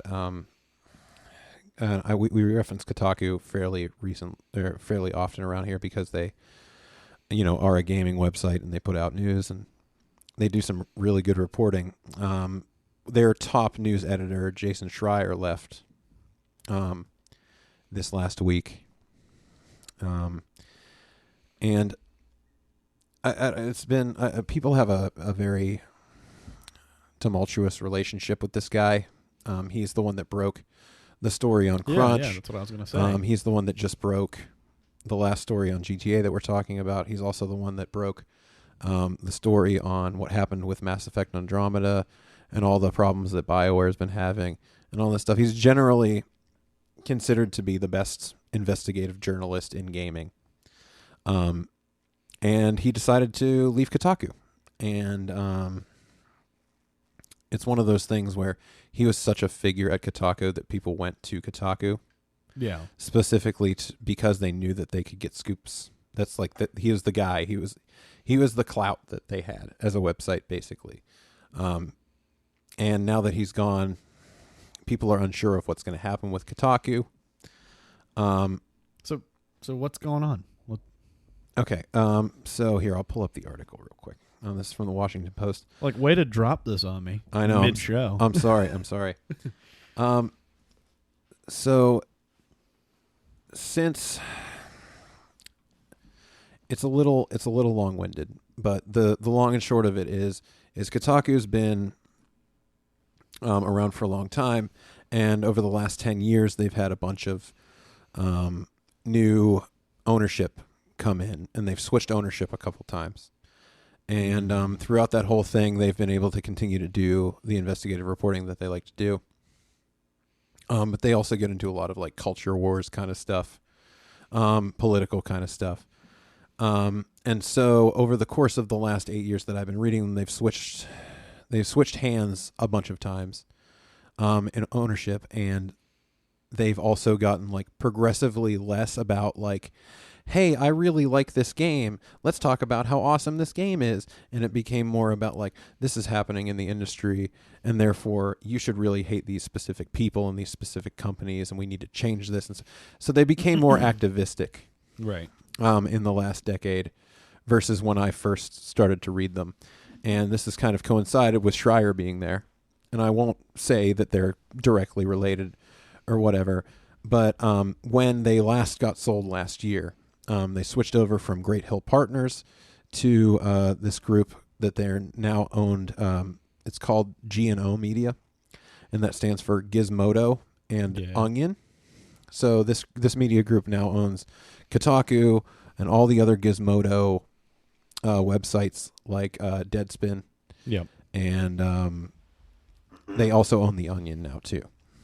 And so they've progressed as they've gotten more activistic. I think as a website, they've also lost readers. Their readership numbers have gone down, and therefore it's been harder for them to make money. And so, when this new ownership group took over, they basically went to the sports website and said, "Stick to sports. We're tired of you talking about politics all the time. We're tired of you finding a way to shoehorn politics into." This happened a couple months back. This happened in October of last year. Yeah, I remember hearing about that at the time. And so when they did that, the head editor over at Deadspin left, and then the whole team just mass exited. And so Deadspin's been basically dead for since the end of October. Deadspin. I'm not laughing about the jobs. They aren't spinning anymore. Just the punniness of it. Yeah. So since then, basically, Schreier came out and said, like, hey, we're all part of the same umbrella. I've known those guys at Deadspin for a long time. I really respect them. And as soon as they told him to stick to sports and everybody quit, then he basically knew that his time at Kotaku was limited because they're under these this ownership group that doesn't really want them. It's basically they're going to tell Kotaku to stick to games too, and they basically have. Yeah. So a bunch of people have left Kotaku since the Deadspin incident, and Schreier was basically like the last shoe to fall, or the last shoe to drop, or however that goes. They lost some other great reporters like Cecilia D'Anastasio. And she did all the reporting on like the culture at Riot, who makes League of Legends and stuff, and how there was like a bunch of sexism, and she won an award this last year for her reporting on that. And so all the these two award-winning writers are now gone, and a bunch of other writers are gone, and it kind of brings into question like, what is Kotaku going to look like going forward? I'm reluctant to say too much because we kind of try to stay away from the political, because not because we have differing opinions, but because we talk about games and we talk about TV and and so we try to keep it fun.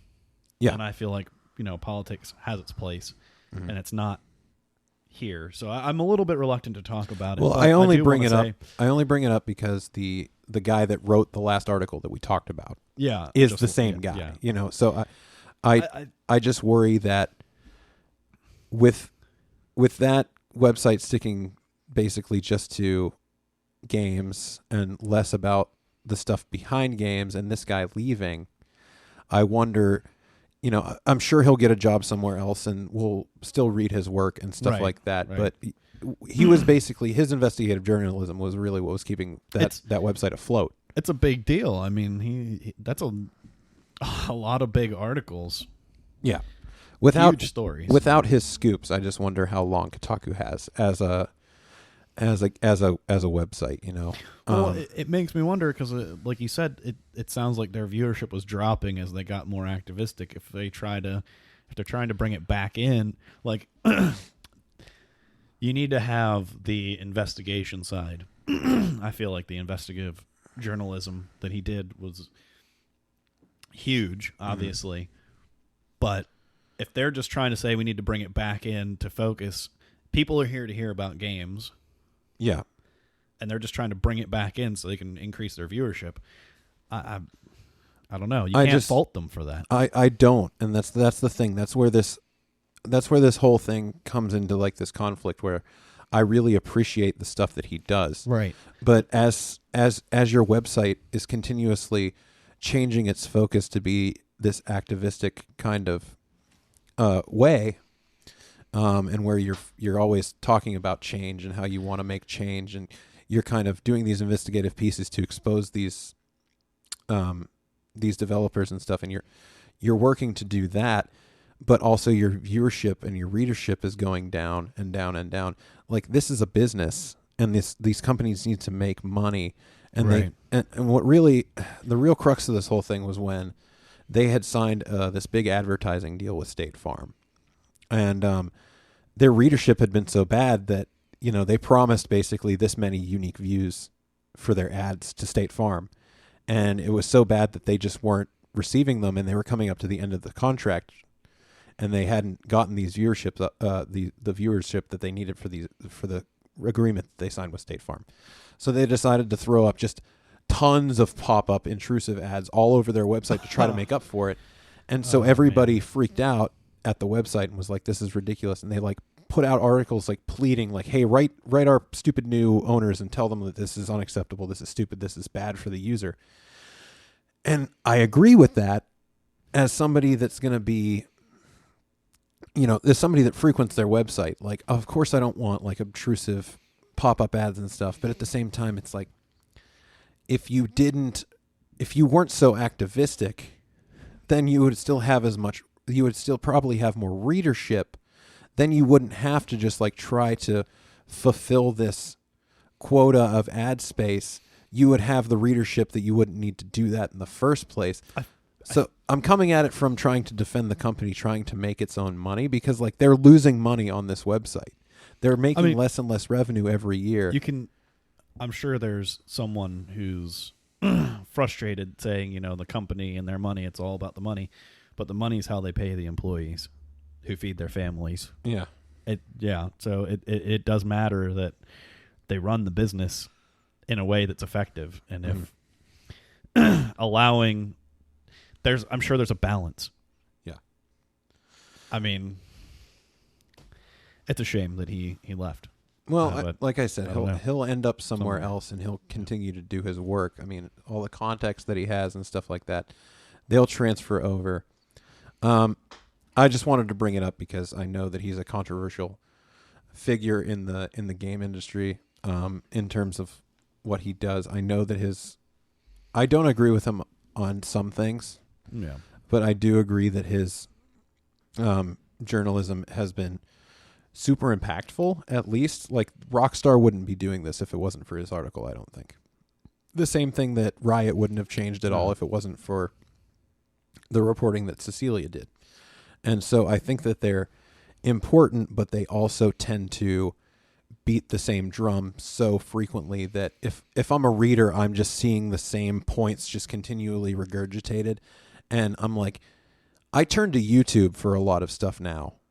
Yeah. Because I want somebody to go and do a deep dive on a video game. And I just don't get that stuff from these websites anymore, because they're more concerned about talking about the politics of and the inner workings of these developers more than celebrating the games. There's a place for it. Yeah, I if think that's what you want to do, I'm not against. I'm not against anyone trying to express their views and their opinions, but there's a place for it. If someone's going to your magazine or your website in order to get news about games, that's what they want, and you have to serve the reader. Yeah, well, and I think that you've only got so much space on that front page of your website, right? Right. So when I go to your website and most of it is talking about, industry related stuff, and less and less and less of it is about the games that I'm actually interested in, then I'm going to not want to read. Because like back when I started reading Kotaku to start out, they had a nice balance. It would be like, hey, let's all talk about this new release everybody loves. And then it would be, okay, here's an investigative piece. And more it's just become like investigative, beating the drum of like, we need unions in the game industry, sexism's bad, and like all this stuff. And I agree with those things, but if that's all that I know that I'm going to get from your website, then I'm not going to go there as frequently. And I think that that's why I think that I'm much like a lot of other readers, and I think that that's why their readership's gone down. That's why they're making less money. And it's kind of like if you're the owners and you come in and you're like, well, here we've got lower readership. Something that we're giving to the readers is causing them to leave. And so they look at it and they decided that what it is we're not talking about games as much. We're talking about the politics of games now. And maybe we need to balance that out more. Right. Which I don't necessarily disagree with. I don't think that you don't have to, spite your face, cut off your nose to spite your face. You can still have the investigative side, but you can also say like, maybe we need to bring that back and get a little bit more just normal game coverage in there. And I'll just say that like I've had problems with Schreier because he's kind of toxic in a way. Like he'll block people on Twitter for like saying basically nothing, like benign things that just like disagree with him.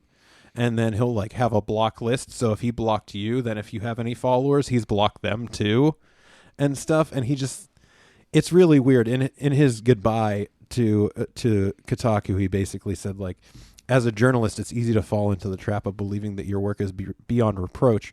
But the truth is that comments, corrections, and feedback are what make us all better. And I see that, and I'm like, it just feels like you're cool with feedback if it's from like people that you already know in the industry. Or people that you already agree with. Right, yeah. It seems like he wants to be in his echo chamber, and he's blocking everybody else out. Which is fine because, like, I mean, it's the internet, Like, I'm sure he's bombarded with just, like, the worst of the internet all the time and people just being genuinely terrible. So, like, I feel for him. On the other hand, you can't throw out the baby with the bathwater. If someone's telling you something that you need to hear, I mean, you can't just shut them out because they disagree with you. Yeah, there's a lot of... I mean, I don't know. I know that you're not... like super, like you haven't followed this guy as closely as I have, but he's been one of the bigger voices in the industry for like the last 10 years, and him leaving that website that's been like one of the bigger websites in the last 10 years is also like a huge deal. The name Kotaku is everywhere. You probably heard of him, right? Even if you barely pay attention. I mean, so I guess my main dislike from the guy has always come from that he always attacks YouTubers. He's just kind of like, he just views them as like these lesser than people. Okay. He's like, oh, you could just be an angry guy on YouTube and stuff like that. And he'll say like, oh, it just aggravates me that I go onto YouTube and there's people that are just regurgitating what I've reported for other people and getting like millions of views and stuff. And for me, it's like, you got people talking about what you're writing, dude. Isn't that what you want? Isn't that what you're there? If you're an activist, that's the whole point. Yeah, you want people talking about what you're saying.